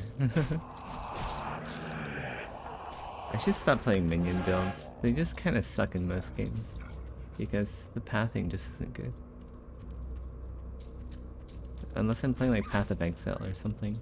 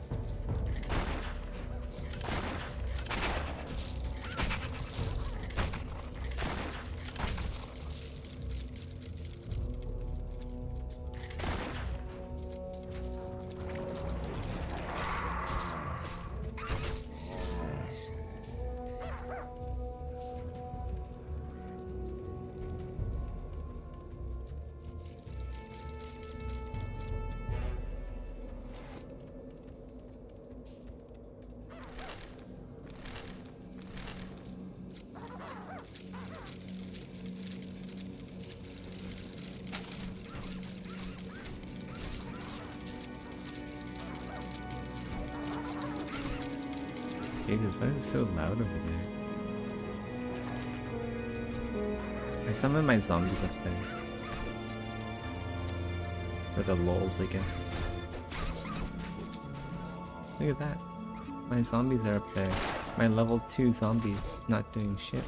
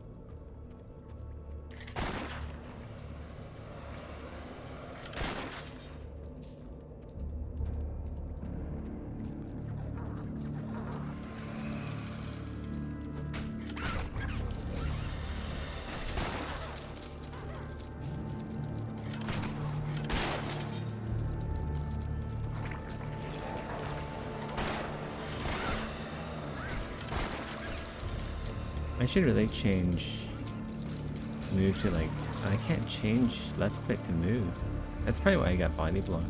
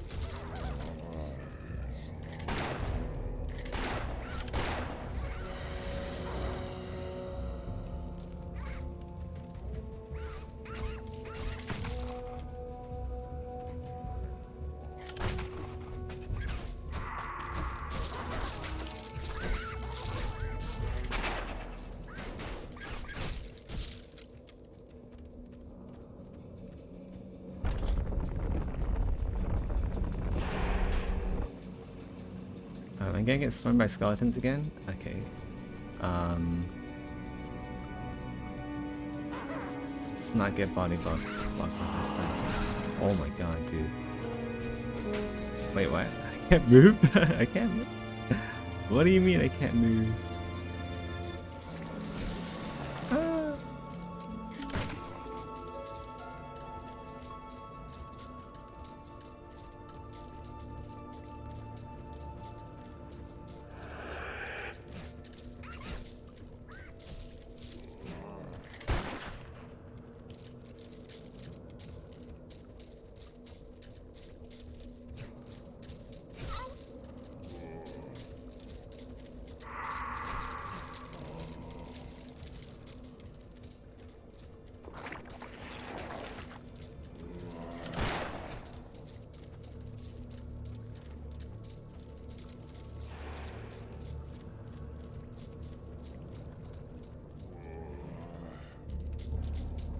This is the summoner life.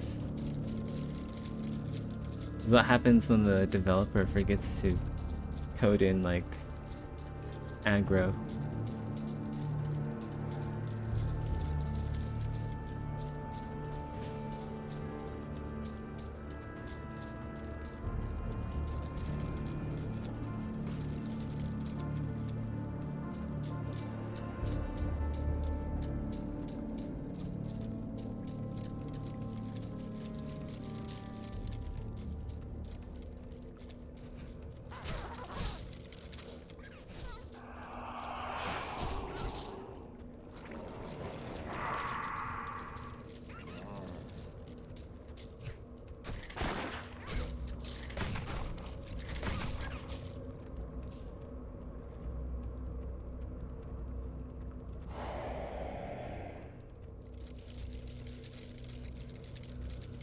Oh my god.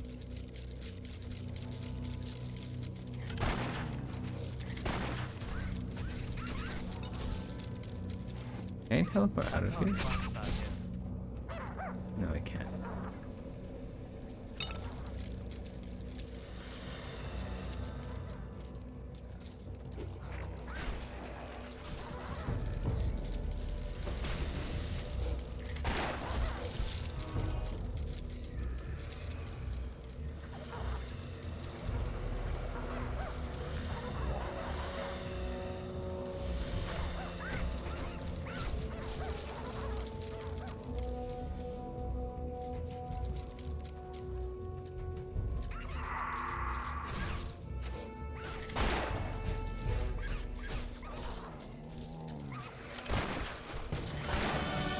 Gained in experience.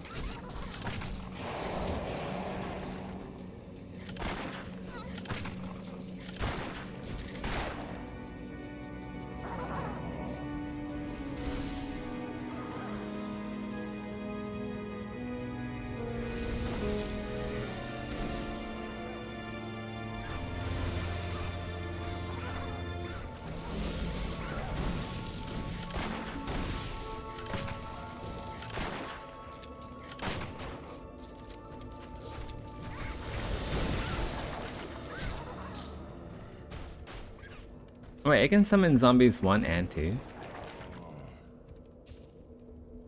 No, right? No, I can't summon both, right? That'd be nuts. I'd have so many summons.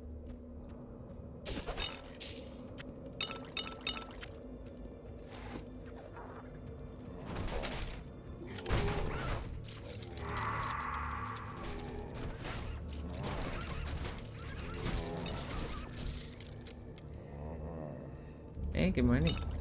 AC.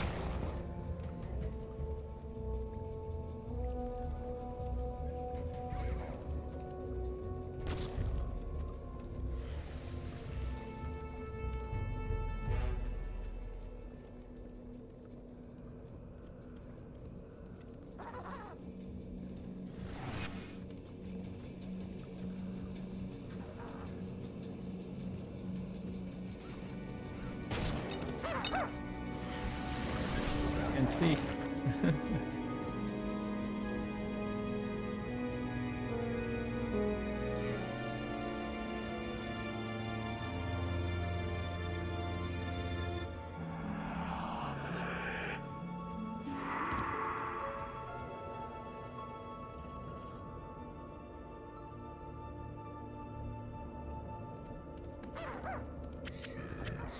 My pack is full.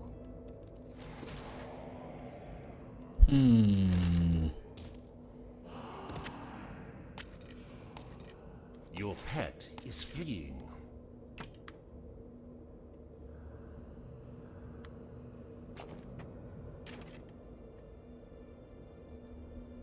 Wow, look at that. Spike gloves resistance. I should level up defense. I can wear it.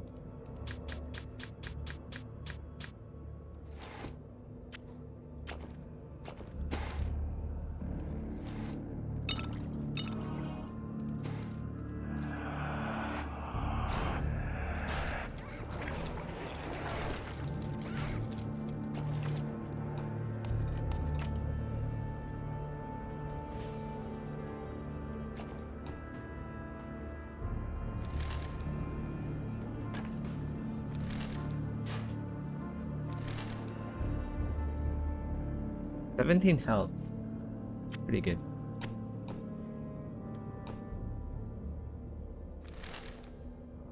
Magic attribute. Fire resistance defense. Still not as good as XP gain.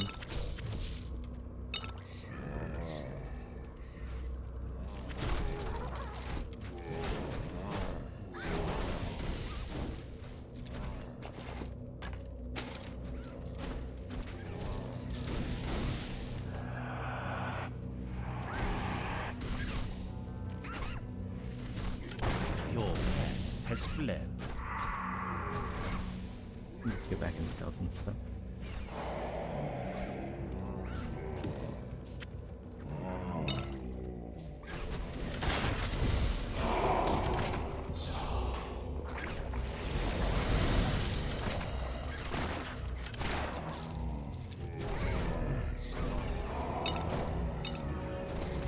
Your pet has departed.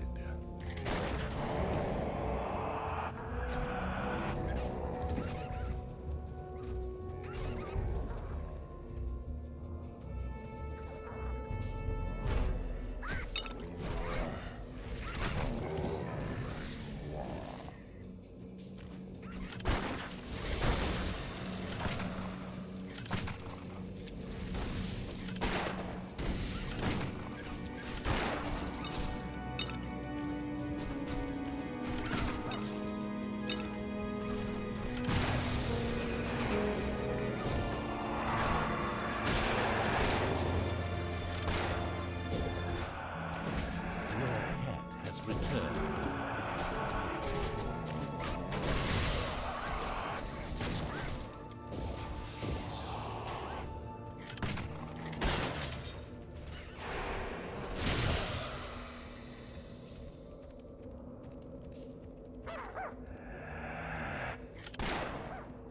You gotta bug the enemy.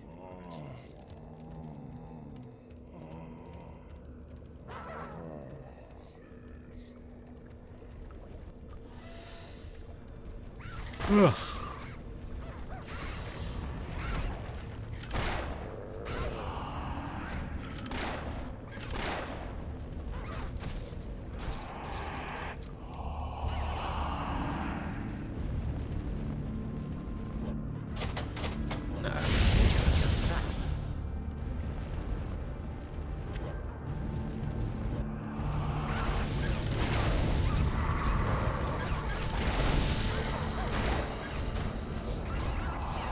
Insufficient mana.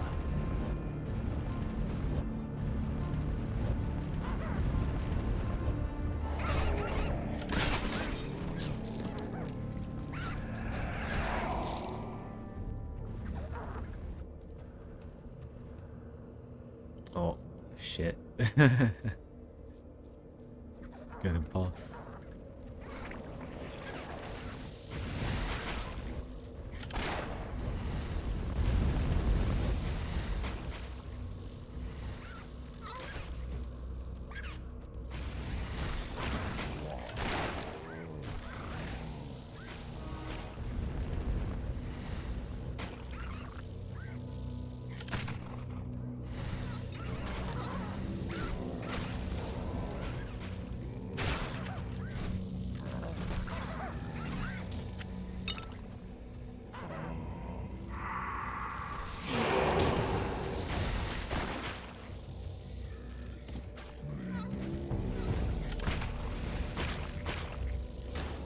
Oh, is the boss dead already? Damn. Your pet is hurt. What? Oh. Oh my god, Jesus. I almost died. Your pet is hurt.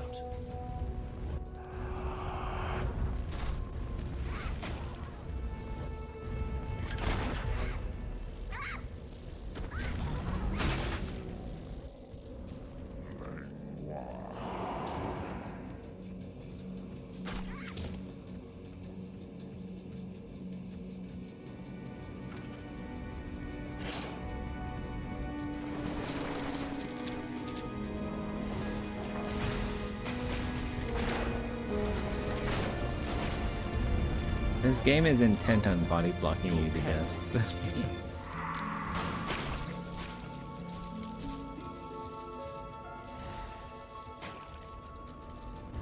I bet Whirlwind build is meta in this game. Your pet is hurt.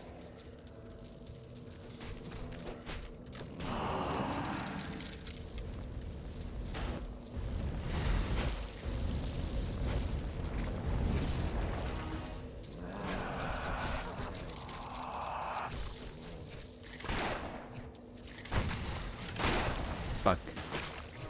Getting stuck again because I keep clicking on shit.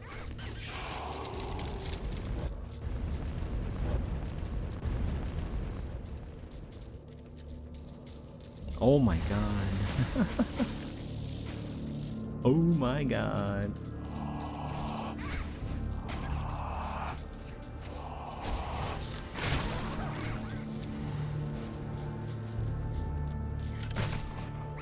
Your pet is hurt.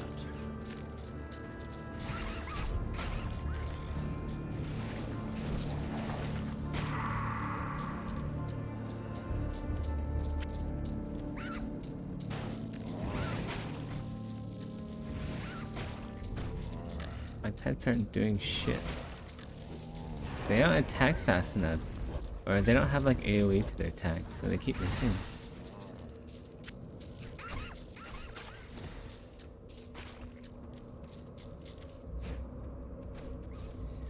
Oh my god, finally. They're doing something. Kind of.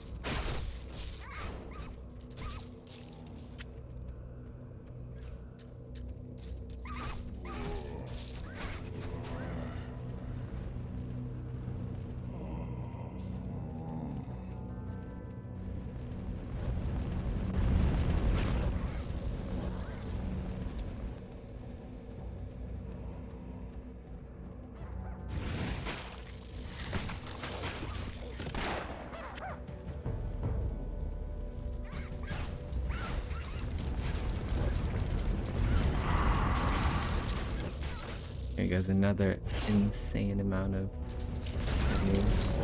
Sure.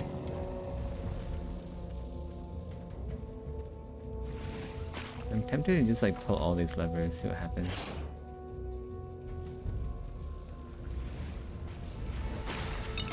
Maybe we can like flood this area so entirely with enemies that I can't even like, it'll crash the game.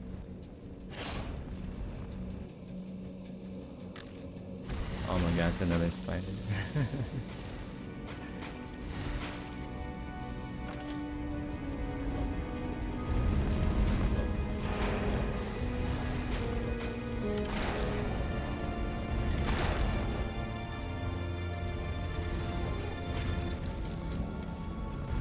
I didn't drop gold drop right in the middle of that building.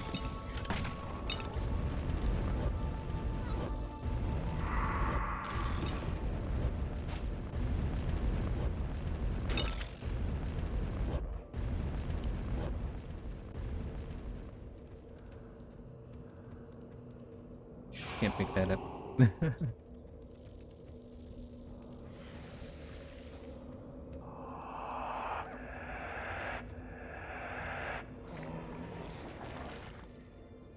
Oh, that's not even a boss. It's a regular mob, it's just massive.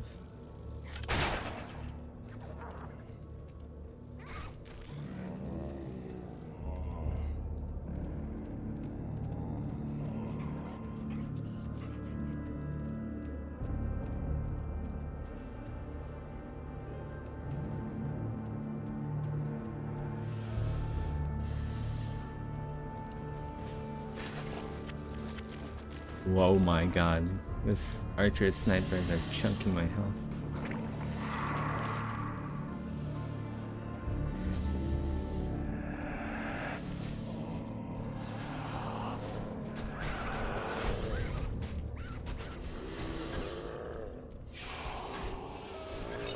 They weren't kidding with this is hard difficulty.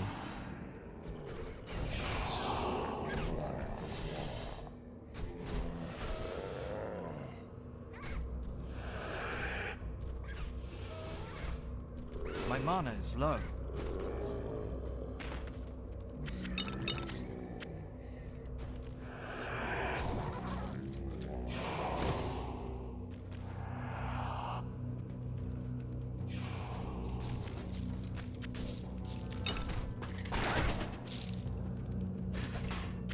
I can't carry anymore.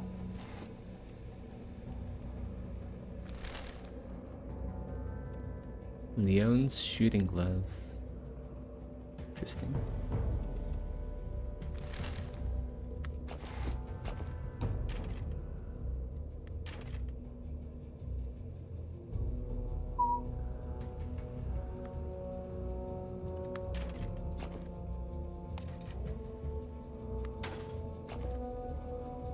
Oh, that's 12 armor. Oh.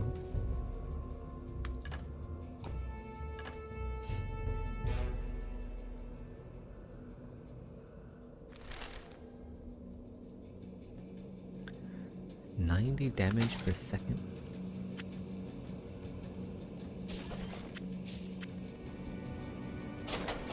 You have found a trap. The trap.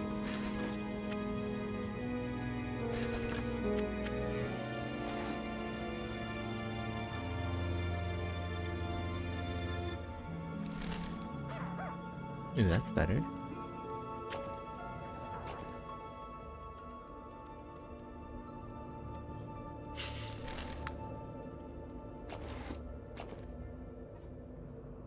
How to open? Wait, why? How come I'm not using? Huh? You just like twist it up, maybe? Yeah, it's very difficult. Oh my god. Whoa. Is this like old or something? Oh, I just got it. You just got it? It's defect. Hopefully not. What do you want? Oh my god.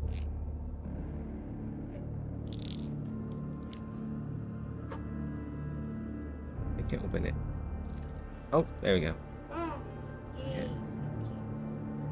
It's under tight. Alright, so defense 19, okay.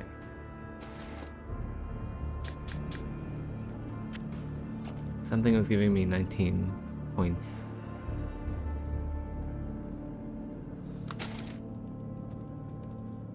Got another Shrine of Enhancement.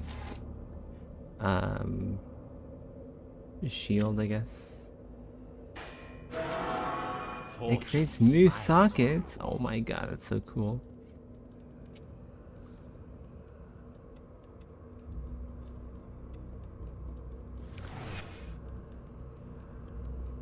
Can I summon like 2 swords if I have Flaming Sword 1 and 2? Or do they overwrite each other?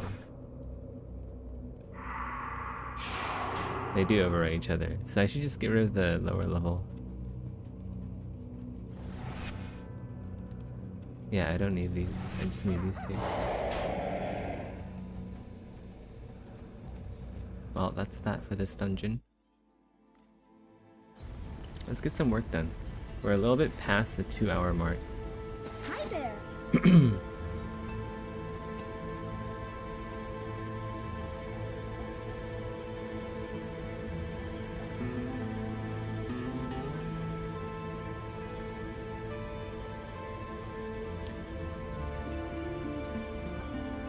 Oh. Bye. Well, hello. Isn't there like a Deckard Cain? Where's the Deckard Cain in this game?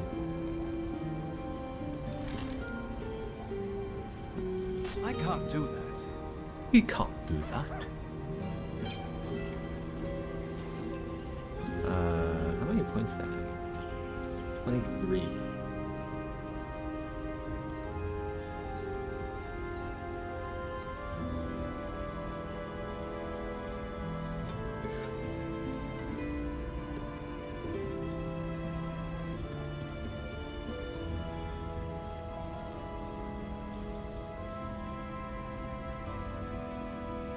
Can I get magic though?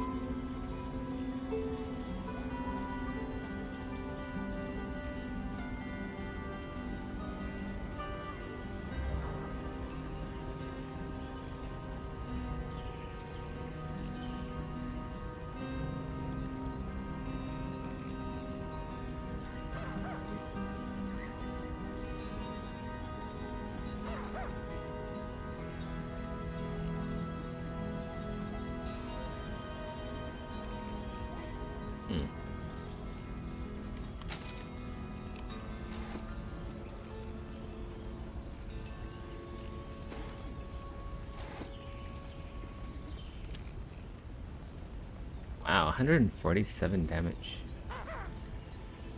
That's pretty good.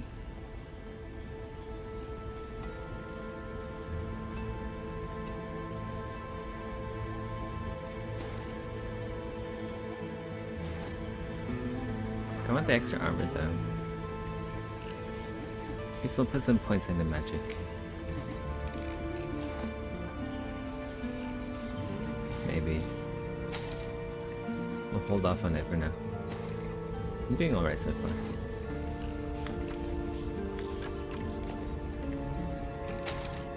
Hi there.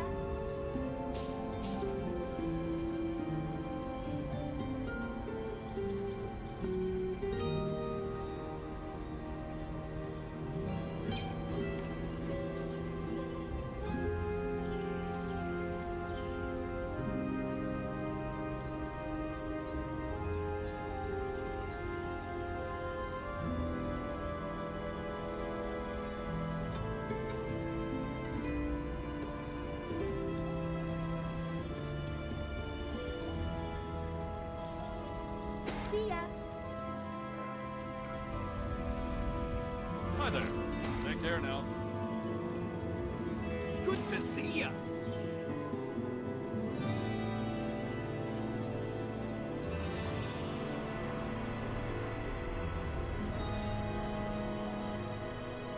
Ooh, a better shield would be good.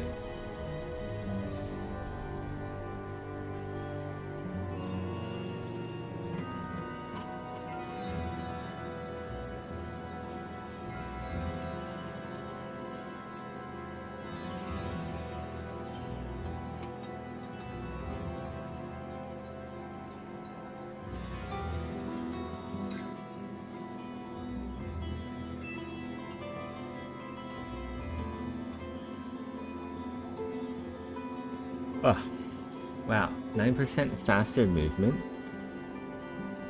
Friends defense 30. Level 14. What level am I? Goodbye. 8. Good day. I need 6 more levels to wear this. Where'd it go? Here it is.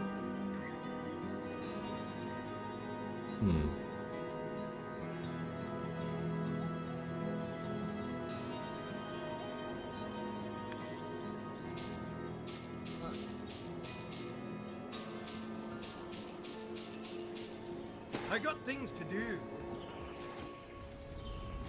All we need are amulets. We don't have any amulets. 27 health. It's really good. I should just buy this. Bye. Give it to my dog, I guess.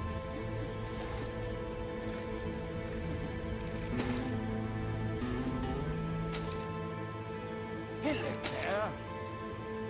Shoo! Off! Hi there.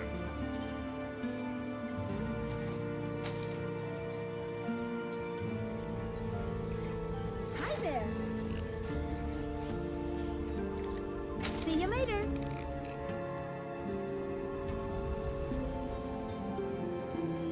Okay, well, I'm gonna go make a coffee. I'll be right back.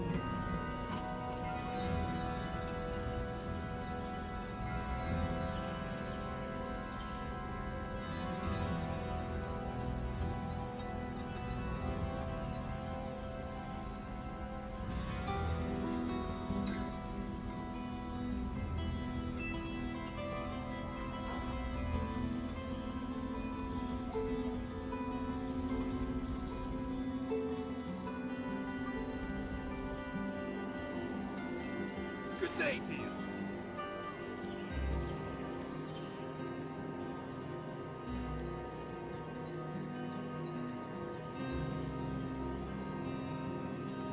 Watch your back.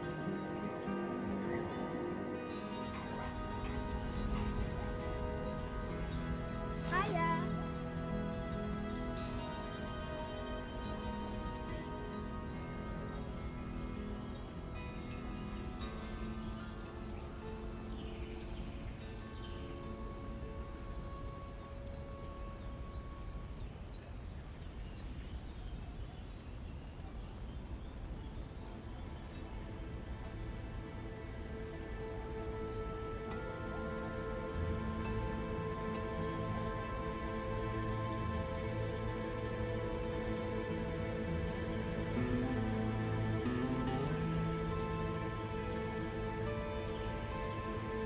See you later.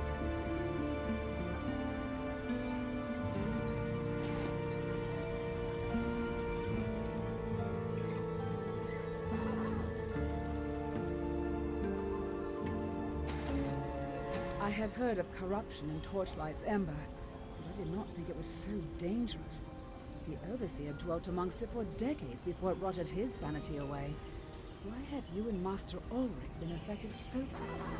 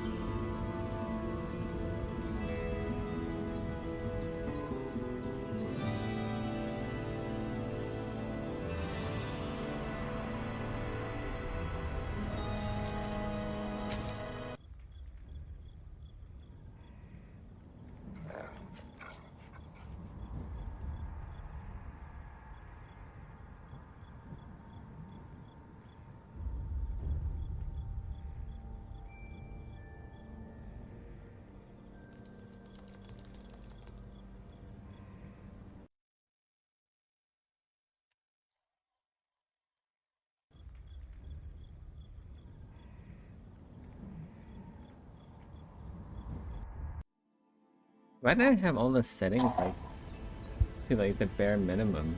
Okay. Looks way better now.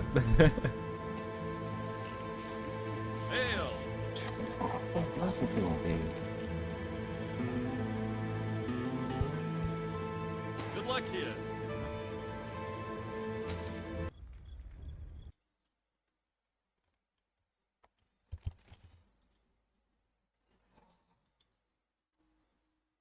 The casino, placing everything on a single roulette wheel, walking out with a humongous stack of cash.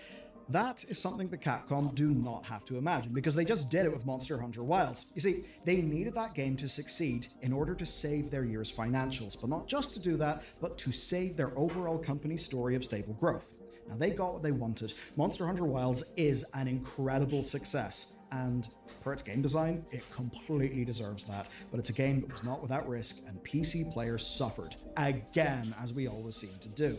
Now, this time Capcom won. Time and time again, PC gamers are being treated awfully. I mean, one of the nice things about Clair Obscura is people saying, my god, look at this, the PC version appears to work well, and similar with Doom. And while this gamble did pay off this time, looking through the plan that they've just outlined in their earnings report, you do have to wonder when their luck will run out. And if this sort of gamble with your customers' trust is really something we should be doing. Monster Hunter Wilds is the best-selling game of the year, and per the Circana data service, it would have been the 6th best-selling game of 2024 as a whole after only 2 full months on sale. That is absolutely wild. Ugh. That's a bit of a cringe pun. Now, those are staggering figures, especially with how bad PC was. But in spite of the fact the game is still sitting at a mixed rating from users in Steam because of continued performance issues, we actually know that at launch, more than half the US sales were on Steam. Let me explain this, because Capcom needed to save their numbers. Take a look at this video thumbnail. It's the one that I went with. It does look completely absurd and goofy, but it's actually true, and it's why they made this gamble. They basically needed to hit that. Wilds was their last chance to earn major money in that year, and they needed to deliver just under half of their full year's revenue target from just that one game. And if you look at the stat of, more than half in the US being in PC, it's pretty damn clear that they needed to ship a subpar product in PC that was not ready in order to hit those financial goals. So now that we've got the data, we can see how this gamble has paid off for them. This might make me weird, but I genuinely flippin' love earnings reports, so let's dive into this one. They recorded record-breaking growth for the 8th year in a row, and that's built off the back of not just reaching targets, but exceeding them. Wilds had 10 million sales, it caused their catalog sales to surge, and yes, that also does mean, right? 10% of all Monster Hunter games ever sold in the history of Earth, I don't know if they have Monster Hunter elsewhere, but they are copies of Wilds, sold from the end of February 2025 through to now. That is fucking savage performance. Now for them, overall games were up 8.9% in operating income for a total of 125 million yen. That's 4 times bigger than every other arm of Capcom, and my god, does Capcom have arms. Pachinko machine income was up 62.8%, esports/media 181%, and arcades up by 30%. Kinda wild, and it does make me think, hey, Electronic Arts, you know the way you guys do the sports ball? Hey, why don't you have Electronic Arts Pachinko? We'd all love it. And I actually bring that up because they're kind of one step away from doing the whole sports gambling thing with what they're doing with their mobile apps, but that's a grim story for another day. Now, other games did do well. As an example, Resi 4 Remake, that crossed 10 million units sold. 2 of those units are from me, so yeah, I suppose I've helped Capcom. Well deserved, it's a banging game. But basically, everything is doing well, and while catalog sales is going to be a major point in a few minutes, let's answer the question of that big, juicy thumbnail of the many, many yens that they needed to rake in. Did they rake in what they needed? The answer is yes, and again, with half of copies in the US being in PC, they needed to sell you that busted, unacceptable release in order to hit their financial forecast. And that's the bit that matters here. It's why shit happens. And the reason why I talk about it is whenever bad stuff happens, you notice it, you get pissed off, you're disappointed. I want to help arm you with info so you know actually why this stuff happens instead of just random theories. Now overall, net sales are up 11.3%, operating income is up 15.2%, and profit is up 11.7%. So in business terms, they made all of the right calls. Even, perhaps especially, those calls that were driven by bad incentives. Incentives that are bad for their devs and that are bad for you. What we see is Capcom be rewarded for releasing a product despite doing so for the wrong reasons. They could have delayed Monster Hunter Wilds to ensure performance was actually good. That it was basically what you deserve as a paying customer.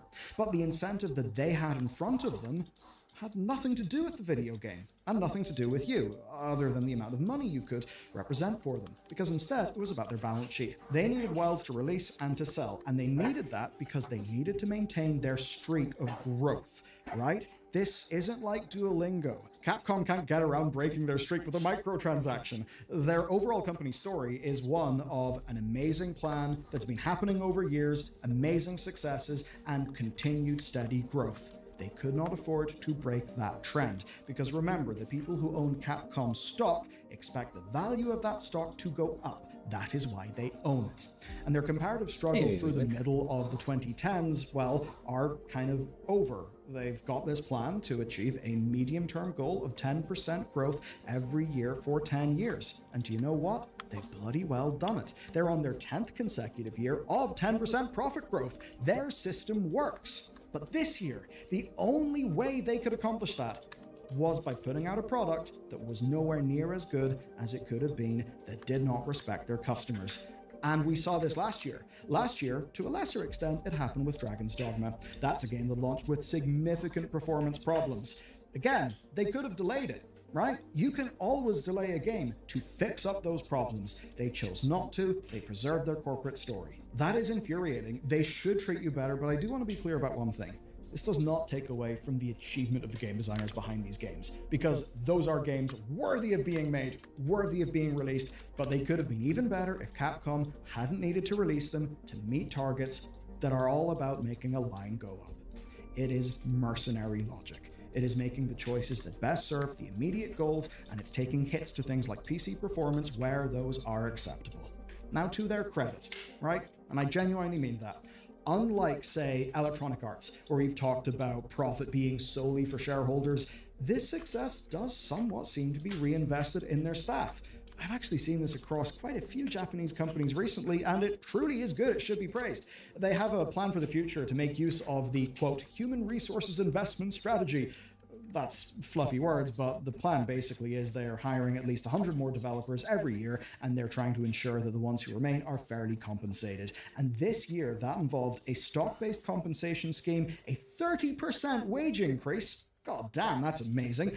And all of that alongside higher starting salaries and a better bonus scheme that's linked to performance. That is awesome, right? The more the companies are doing that, the better, and Capcom should be fucking praised for that, because other companies do not do it properly. It's almost as if Capcom have realized that the games that give them the nice line that goes up are actually made by developers, and if they sort of treat those developers right and pay them more and try to be a competitive employer, then guess what? It'll mean more games, and that'll mean more line go up. But it doesn't make them immune to criticism. That's why this video exists, and you know what? We criticize the things that we love so that they stay on track. Now, basically where they are is they have a stable business plan, they have happy shareholders that seem to be getting what they want over time, and that gets us these great games even if they are not given as much time for polish as they really would deserve. Though, of course, with all this going well, Capcom, of course, plans to keep their plan, this 10% profit growth every year. The line indeed must go up, and they're actually now expecting to make more money next year, up by 12%. But as has been noted by analyst Morrow NL, next year looks a little bit different, and it's how this video gets itself a little bit of a spicy, dramatic ending. Okay, so next year Capcom's releases are looking a little bit different. They're only forecasting 8 million new product sales next year, which actually does make a lot of sense based on what we know. And here's what we know. You've got remasters for Onimusha 2, you've got ports and re-releases for the likes of Street Fighter and Kunitsugami. That'll only take them so far, and their only announced big new game is Onimusha Way of the Sword. And that's likely to be later in 2026, which would be out of financial year 2026 because, you know, just using one calendar is not good enough for the world. Now, there is potential for a new Resident Evil to take the slot that Monster Hunter had this year, but Capcom so far are not willing to commit to their investor forecast that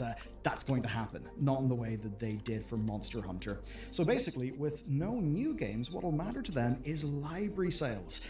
And they're saying that that would instead make up 85% of their total sales between DLC and legacy purchases. Now, admittedly, right, that does technically include, say, the rest of the year's sales for Monster Hunter Wilds. So it'll be a big number, and of course, any expansion that comes out for that game. So it's not like it's impossible for them to hit their targets, and again, this is Capcom. They've been very clear in their DLC practices, which is where they will sell you as many consumable DLC objects as they can possibly justify to eke a little slice more profit out of the audience. I'm sure you remember there being a big old drama around Dragon's Dogma 2 and all of that stuff. So, it's not an impossible target. There's going to be a bit of a lull, but those lulls are natural and okay, and they happen to every developer. I think it's just particularly noticeable here because of the impact that Monster Hunter Wilds had. You see, if Capcom can't have that significant catalog performance match up with the new game sales, then the big test of them as a company starts. Can they maintain this whole dev-first, product-focused production system if a 10-year success streak is broken? And that is what brings us to the logic that drove the decision to actively, knowingly sell you a game that was not up to par. The line must go up, and that matters to you. We know Capcom will compromise if they need to meet a financial demand. And that actually is a little bit of a threat for the future. That's because we know they have no plans to release a massive game within the next financial year. Based on everything that we've seen, it also doesn't seem likely that they would prematurely rush some of their big games into a March release if they look like this year's targets would be missed. But that would put more pressure on the releases of financial year 2026, because that's what all this stuff is. It's pressure to deliver consistent growth with no breaks. And Capcom are handling this as well as they can do within the overall corporate system that they have to exist in. Because basically now they're kind of victims of their own success. Whenever you say 10% profit growth every year for 10 years, that's a pretty damn high and impressive bar to hit. And maintaining that success is what landed us with Wilds in the way that we got it. The big question is, in the future, well, will that happen again? Fiscal year 25 is a tough act to follow, but it's going to have loads of Wilds money in it. But what about fiscal year 27? How will they keep that growth up? How will they keep the line going up and up and up forever and ever? It's the struggle that every company faces. But there is one reason I would put a bet on Capcom. We clearly see them investing in the thing that matters, the thing that makes their product, developers. They are strongly investing in their developers. What do we see in other companies? Not really the same. The point, though, is that in a video like this, me and the team can basically take something that, let's be honest, is arcane bollocks, right? I mean, you don't learn about the markets and all this shit in school. You're not, like, taught about earnings reports. It impacts so much of the world. It impacts so much of our hobby. I really see my job here as to try and help demystify the, like, big picture reasons why things happen so that you have accurate answers. Because whenever things are dramatic, it's very easy for cheap, convenient, emotionally evocative answers to just take all of the space. But if we actually want to be informed like customers, if we want to perhaps even make better policies for the future, it helps to know how things actually work. So I hope this video has helped. And if you want a sort of similar thing, but a different story, different point, different angle, watch this next.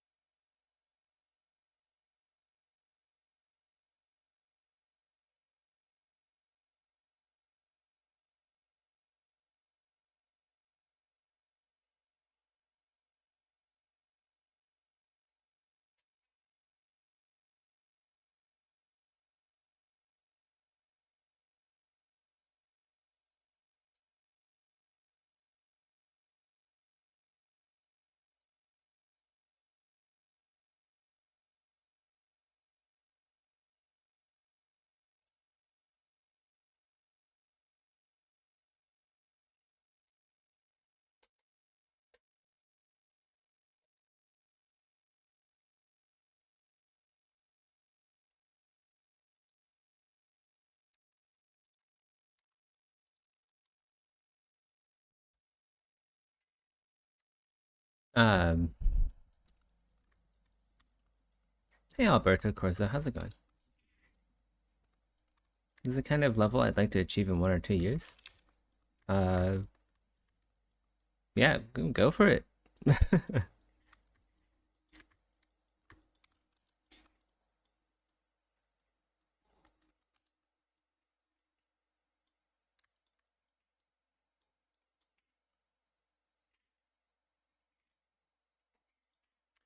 It's gonna restart ZBrush. I have too much stuff open here.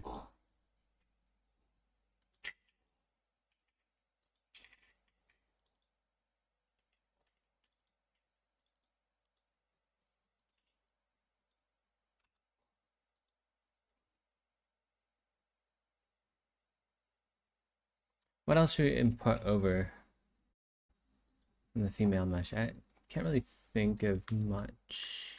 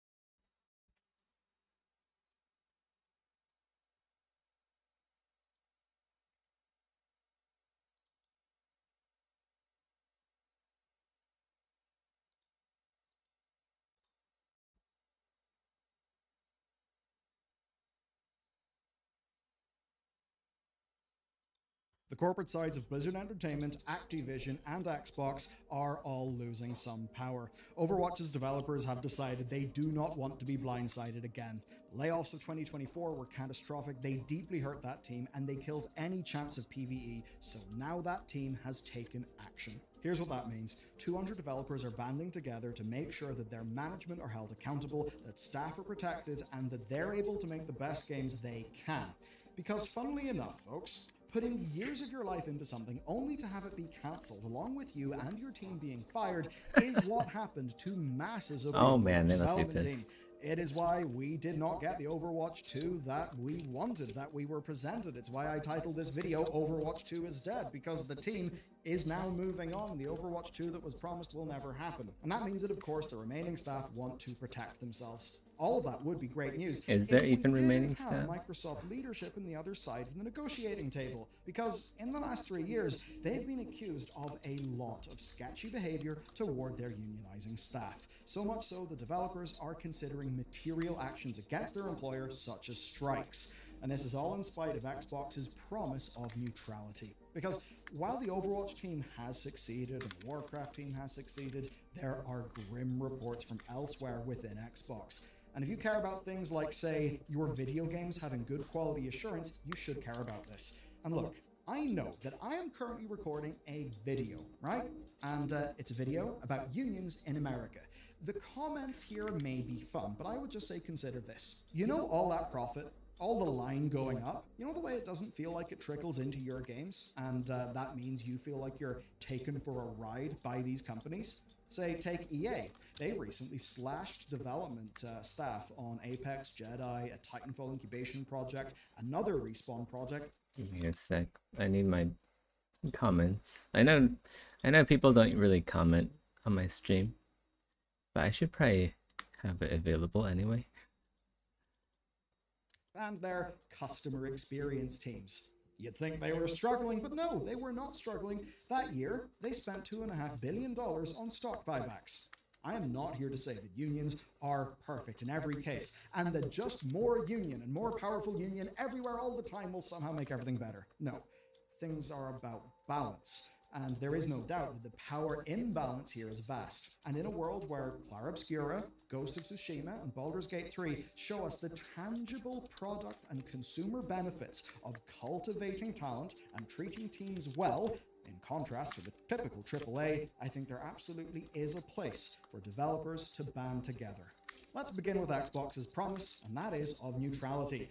That's the attitude that Microsoft promised they would take towards unions back in 2022. Now, at the time, they wanted to make sure they had as few blockers as possible to the Activision Blizzard acquisition, so they worked with the Communication Workers of America to draft principles that would make sure workers would be protected. Because, you know, that would help them look good in front of the regulators and they could buy the thing that they wanted, so now Call of Duty money would be Satya Nadella money. Woohoo! We of course know how all that went with the acquisition, but here's the thing. Now that that acquisition is through, the value of fully living by all of those principles has somewhat decreased. And to make sure you're not out of the loop, here's a summary of things. So the principles are this: that staff would not be treated differently if they wanted to join a union, would be given easy methods to discuss and access union membership, would be guaranteed anonymity if they wanted, and would seek arbitration between Microsoft and the CWA. Wait, on this is any the old disagreements. version. Now there is good news here.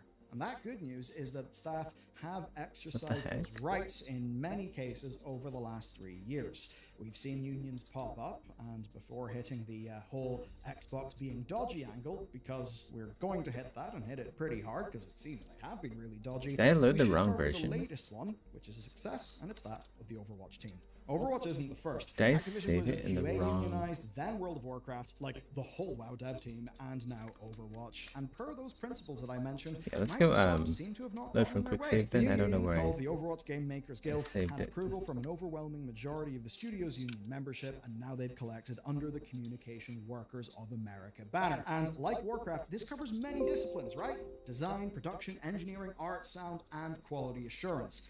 And I would say it also feels quite well timed. I think Overwatch 2's original version is firmly dead. That's why I titled that video that way.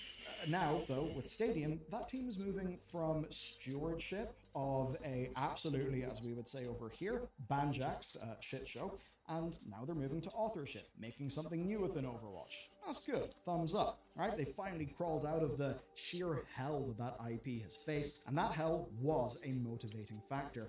A VFX artist called Frank summed it up by directly calling out the massive layoff wave as a major impetus for basically them banding together. And even if you're someone who doesn't care about the conditions under which the thing you enjoy is made, well, this is good for the game that you play. It kind of means the people who make it are a little bit more safe and stable, and they have a little bit more bargaining power. That means they can fight for their best interests, which very often will be yours. How many times does something come out early because up top demands, and it just hasn't made sense? It's crashed and burned, and it's hurt you, the customer. That's the sort of thing that we do not want. Those cuts killed your hopes of the Overwatch 2 Yeah, that let's you save wanted. this. They primarily I hit thought the I PvE saved team. this. They were pushed to deliver a product that was sold Racist. terribly by management before then being punished Maybe for it And didn't to top complete that all off, saving the whole before I studio was then punished whenever closed. management changed their compensation scheme. That feels bad. And why should you care? Well, do you know who doesn't do things like that? Larian. Do you know who's used every award ceremony and interview opportunity that he has had to reinforce how this AAA bullshit of chewing through staff is robbing you of good games? Oh, it's them, the CEO and founder of Larian.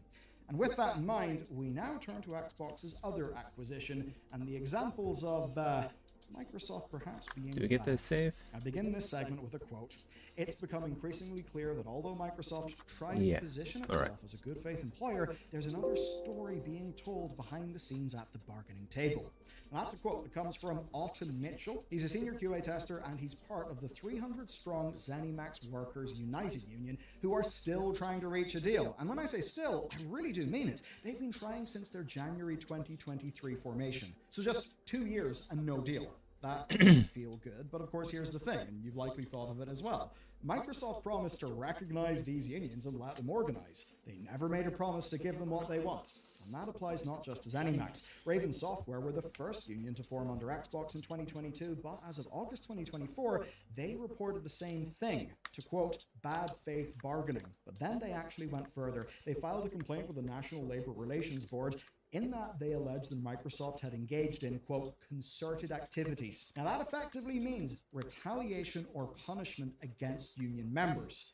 That obviously goes against the principles that Microsoft agreed to. Remember, the principles that they agreed to help them do the merger that they wanted. And this is the atmosphere in which these discussions are taking place. Because of that, the ZeniMax Workers Union have taken the next step, where, with 94% approval, they have authorized strike action as a threat for their bargaining committee. And this matters, because these are the QA teams behind games like Doom the Dark Ages and Indiana Jones. That matters. That is a threat that carries weight for Microsoft's bottom line.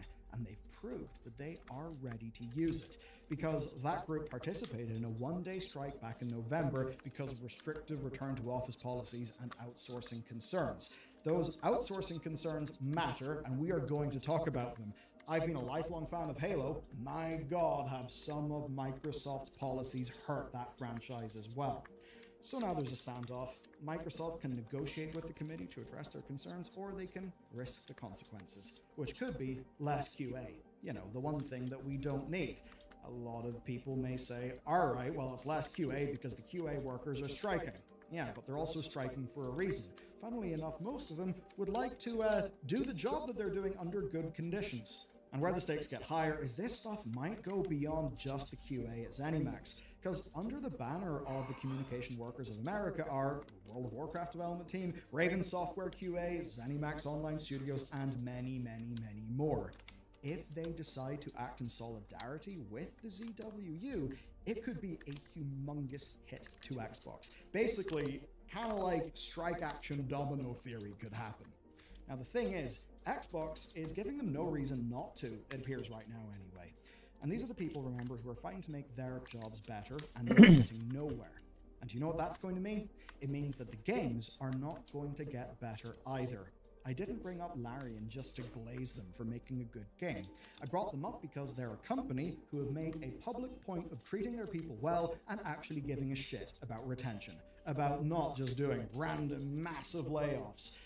That's led to a world-class genre-defining game. We should have more of those, and that's why this shit matters. This stuff, of course, is not a silver bullet. I'm not saying that a union will magically just solve everything and hey, Overwatch is back now. I'm not saying that. Because as Xbox have shown, they have all the power right now and they can just stall shit. And changes at the National Labor Relations Board does mean that there's even less institutional power backing the workers against management if they do choose to act. But at its core, it's about recognizing that the people who make the games that we love actually deserve to be able to do that safely and securely. So many instances, our games suffer because of the whims of a market that cares too much about the next quarter, not even the next 5 years. And look, I'm basically a capitalist, right? I basically am, okay? Do you know, like, so much of this shit pisses me off? It feels like it's corrupting the spirit of what capitalism is supposed to do. I know, that's going to get me a lot of flack. That's cool. I love you guys, especially when you're giving me flack. That's how we all learn. My point, though, would be, even if we're going to say that the shareholder returns matter, why are we, like, talking about next quarter instead of the next 5 years? Because surely the next 5 years is what will give you strategically meaningful results that are transformationally better for your shareholders. Why are we optimizing the wrong thing? Why are we doing it at the expense of the people who we hire to actually do jobs? That is a problem. And you know what? I don't need to tell you what happens whenever staff don't have a good working environment, because it's almost statistically impossible that the games you love have been untouched by the deep rot that has set in within this industry. And you know what? It gives me a bit of heart that the 500-person, like, World of Warcraft union exists. Because guess what? If more, I mean, he's not there now anymore, but if more Bobby Kotick style bullshit or whatever, right, was to happen or was to fall on that team, well, you know what? That team has them by the goddamn balls, because World of Warcraft drives a lot of revenue. When those people band together, they can actually hit corporate back where it hurts. And I don't think I need to explain to gamers why that matters, because, well, we play video games. We know that balance and tuning is important. In a way, this is basically that, but applied to how the game is made. And on the topic of this stuff mattering, hit up this video next. It's about Ubisoft and Tubisoft, because Nubisoft is actually comprised of Ubisoft owning Tubisoft. That all may sound completely insane and unhinged, but it's actually true. And you can find out by clicking the link that's about to replace my face.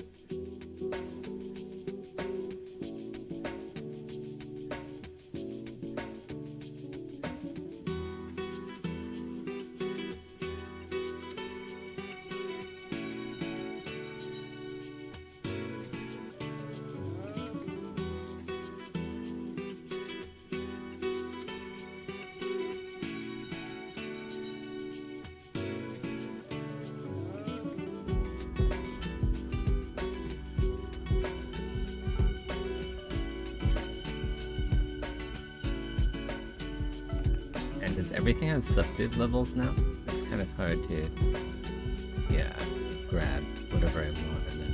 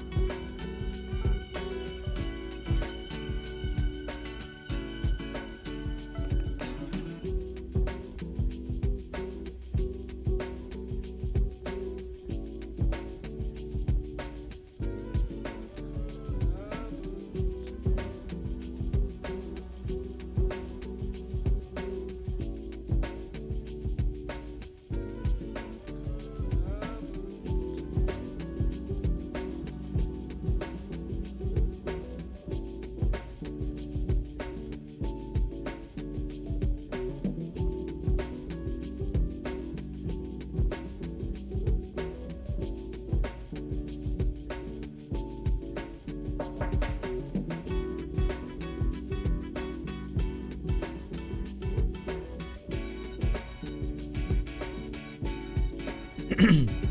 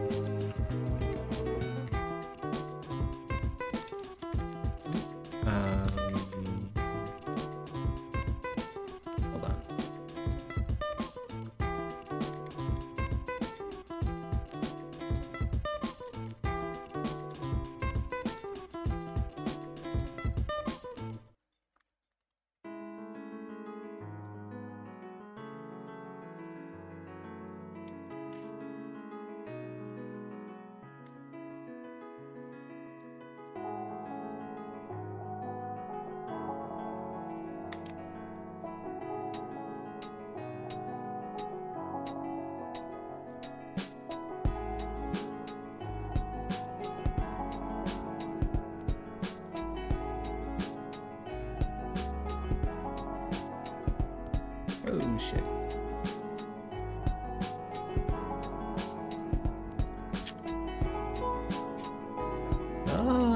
Why is this thing still bugged?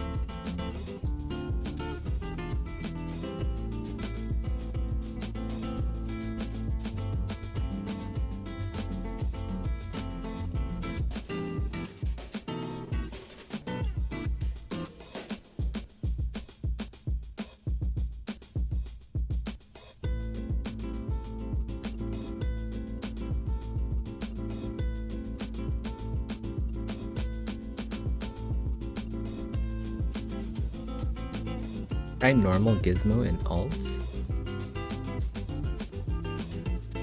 Oh, you mean for like scaling things?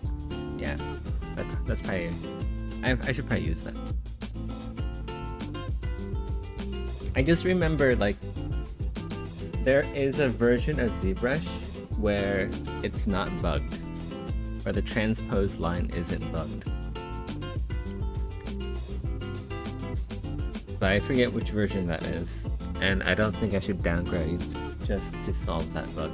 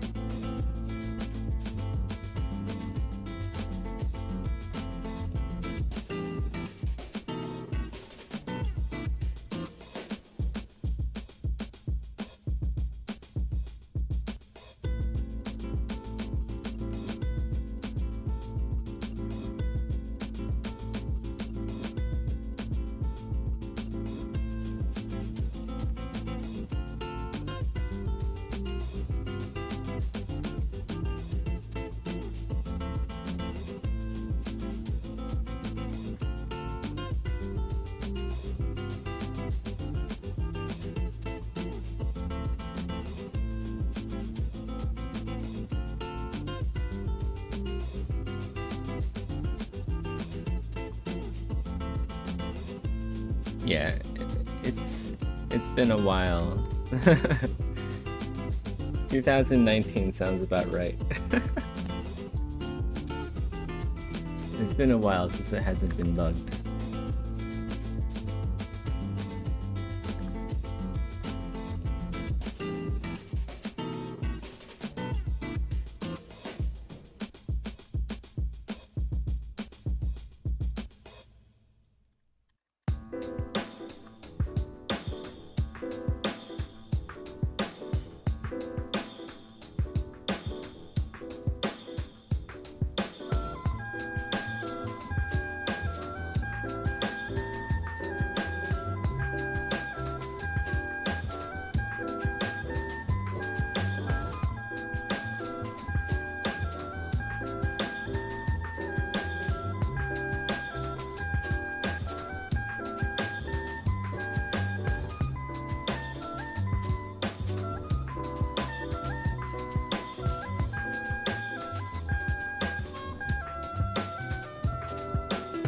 I've traveled through eternity, spending only seconds in pure consciousness. Everything was good back then.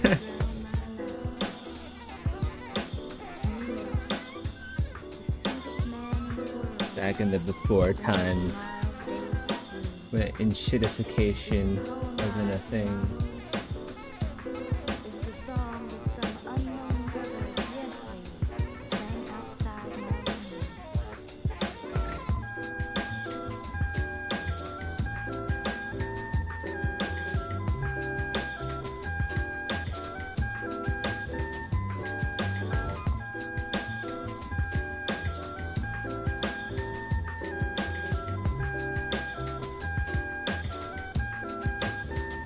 Oh, what was that? Hey, Woo Woo! Shut up. Oi, Woo Woo!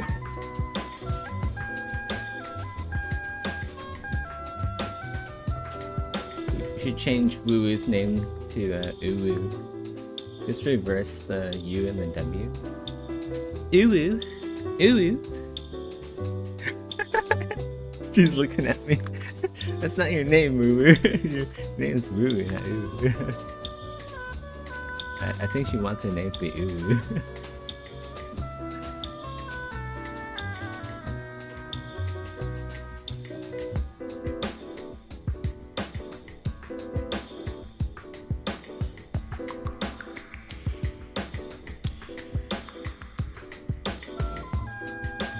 While you add the material details, after I'm done with this model, I'm gonna go back and do defect checking and also painting, because none of these models are painted yet. This is all purely vertex color, no roughness, no metallic, nothing. Hey, are, are.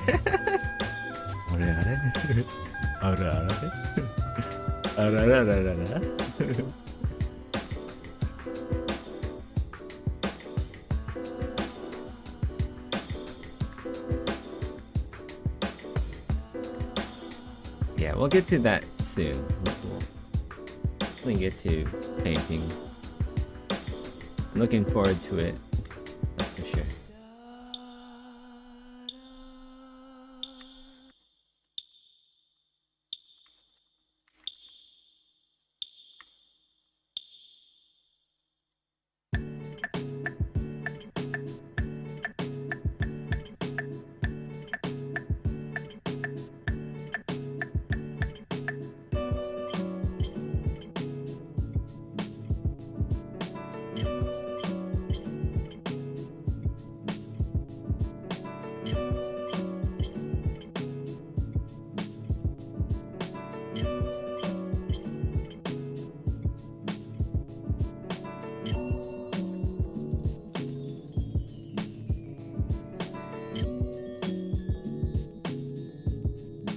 Gimbal, you say?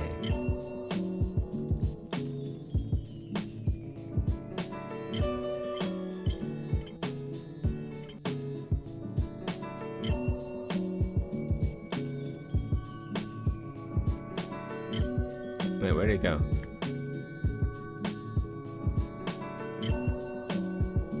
God damn it, why is it down there? It should be here. Is there a way to like snap this onto the mesh? Sticky mode?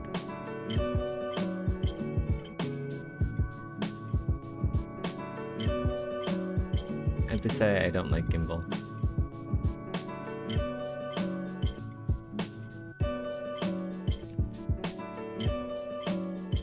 Gimbal is not for me.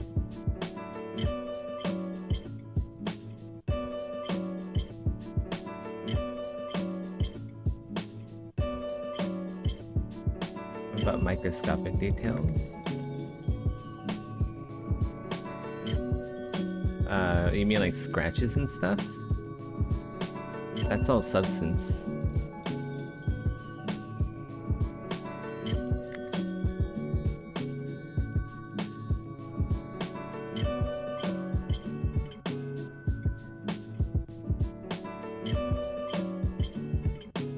My art lead back at Grinding Gear Games, he says like all of the really small shit should be done in substance.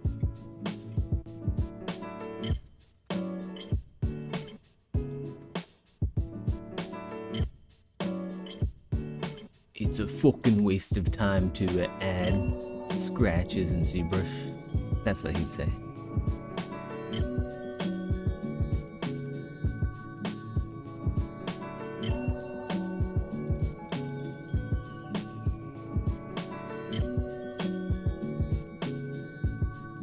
Is it an indent or it? Yeah, we got like some weird. I think that might be like triangulation. Or maybe it's just like too low poly. Either way. Also like right here. Doesn't look great from this angle. But that said, you're not really supposed to be this close to the mesh anyway. It's a third person shooter, so like right here is probably the closest you'll ever be.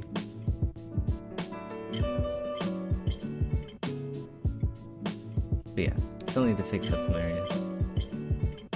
Need to figure out why they don't look as good as they should.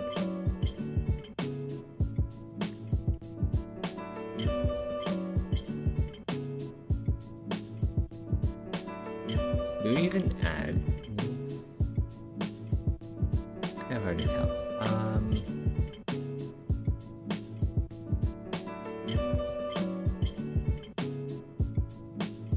Might as well. Might as well since we already have the geometry.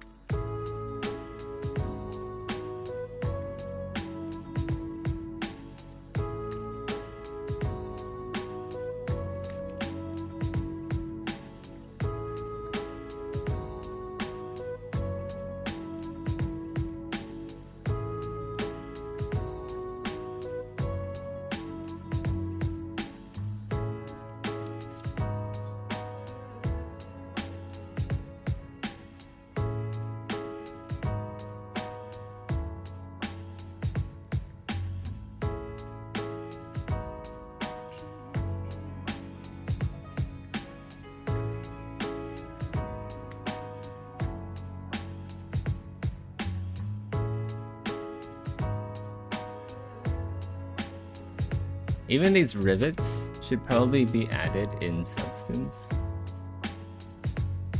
to be honest. But I'm adding them here in ZBrush because I'm stubborn.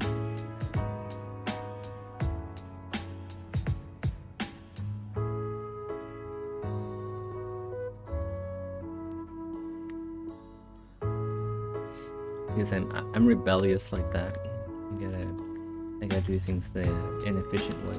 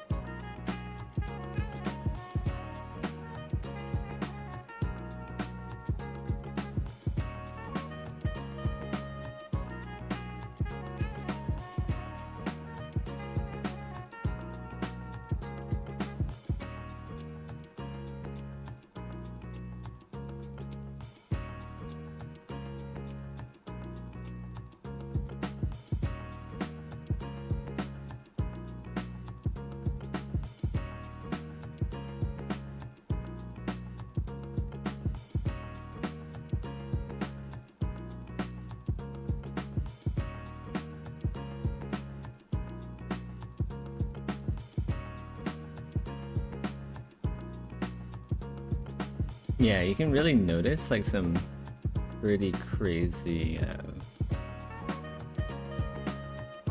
I'm not sure what exactly that's from. I think it's just because it's maybe a little bit too low poly, or it's not triangulated properly.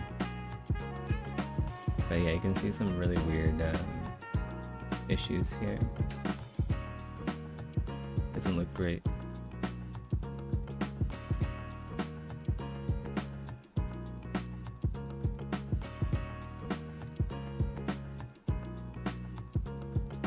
Models look great without materials. They're gonna look really good with materials. Like, just wait until there's like proper metallics. Like, it's just gonna be like, it's gonna look so much better. The automatons are gonna look pretty insane. Like, all of these metallic details aren't even metallic yet.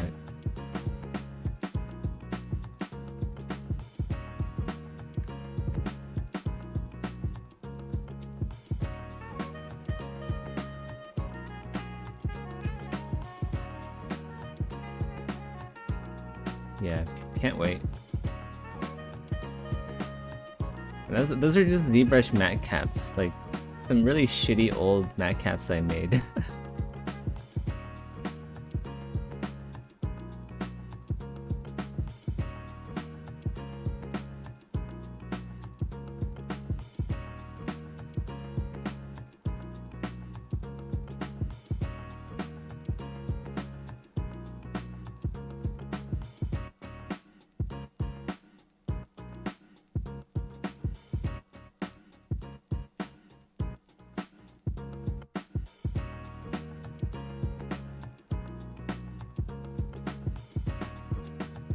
Yeah, there's gonna be a lot of customization options for this race.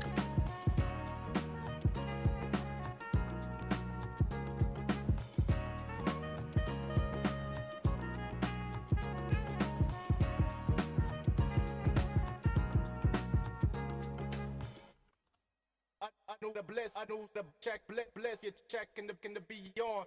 I know the bliss, I know the check, bliss, you checking the bad, bliss, you checking the bad. I know the bliss, I know the check, bliss, you checking the beyond.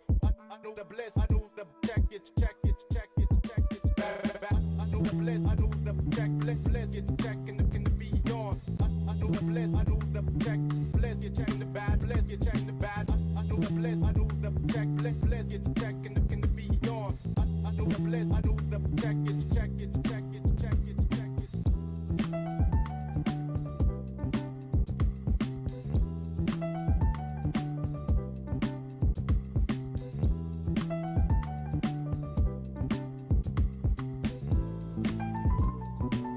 I got the blues, I got the blues.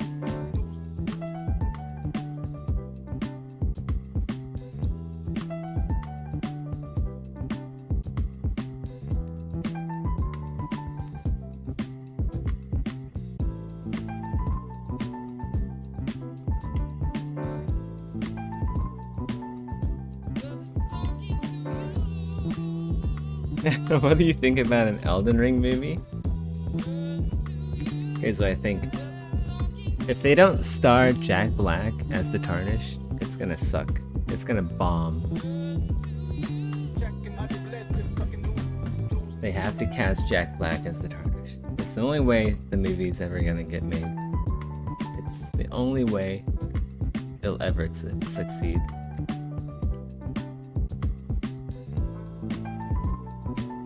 That's what I think.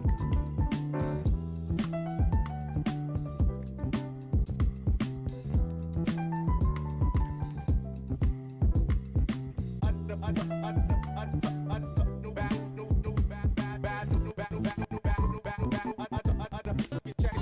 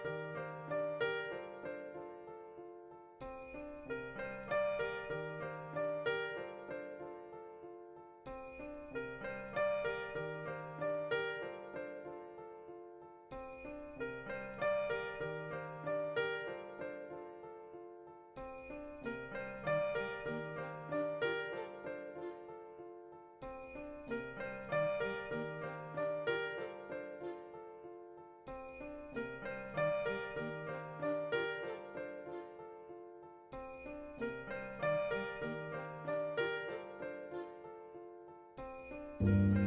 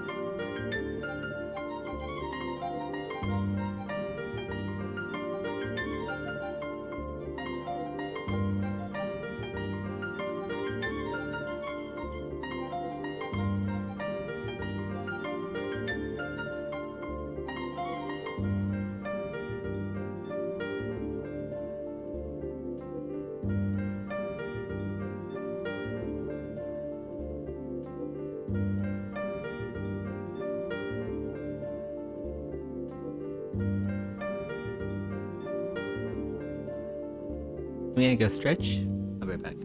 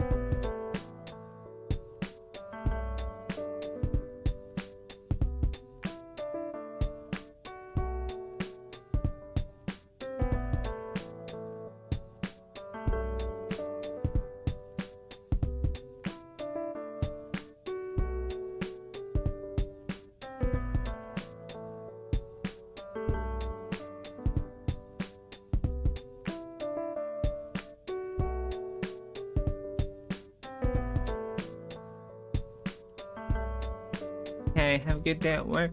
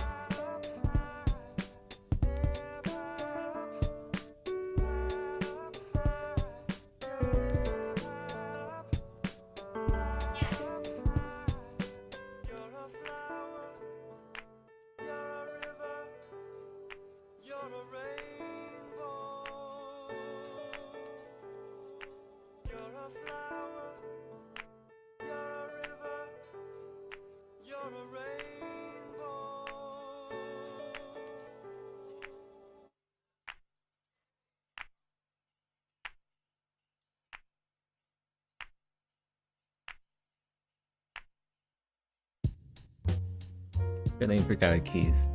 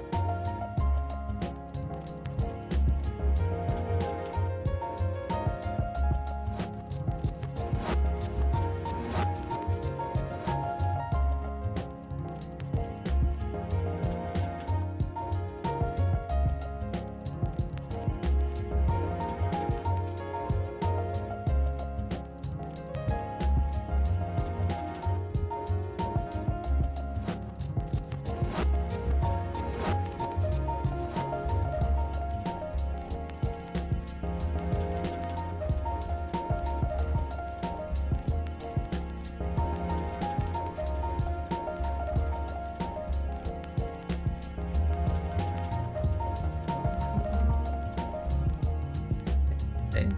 It is. It's Wednesday, my dudes.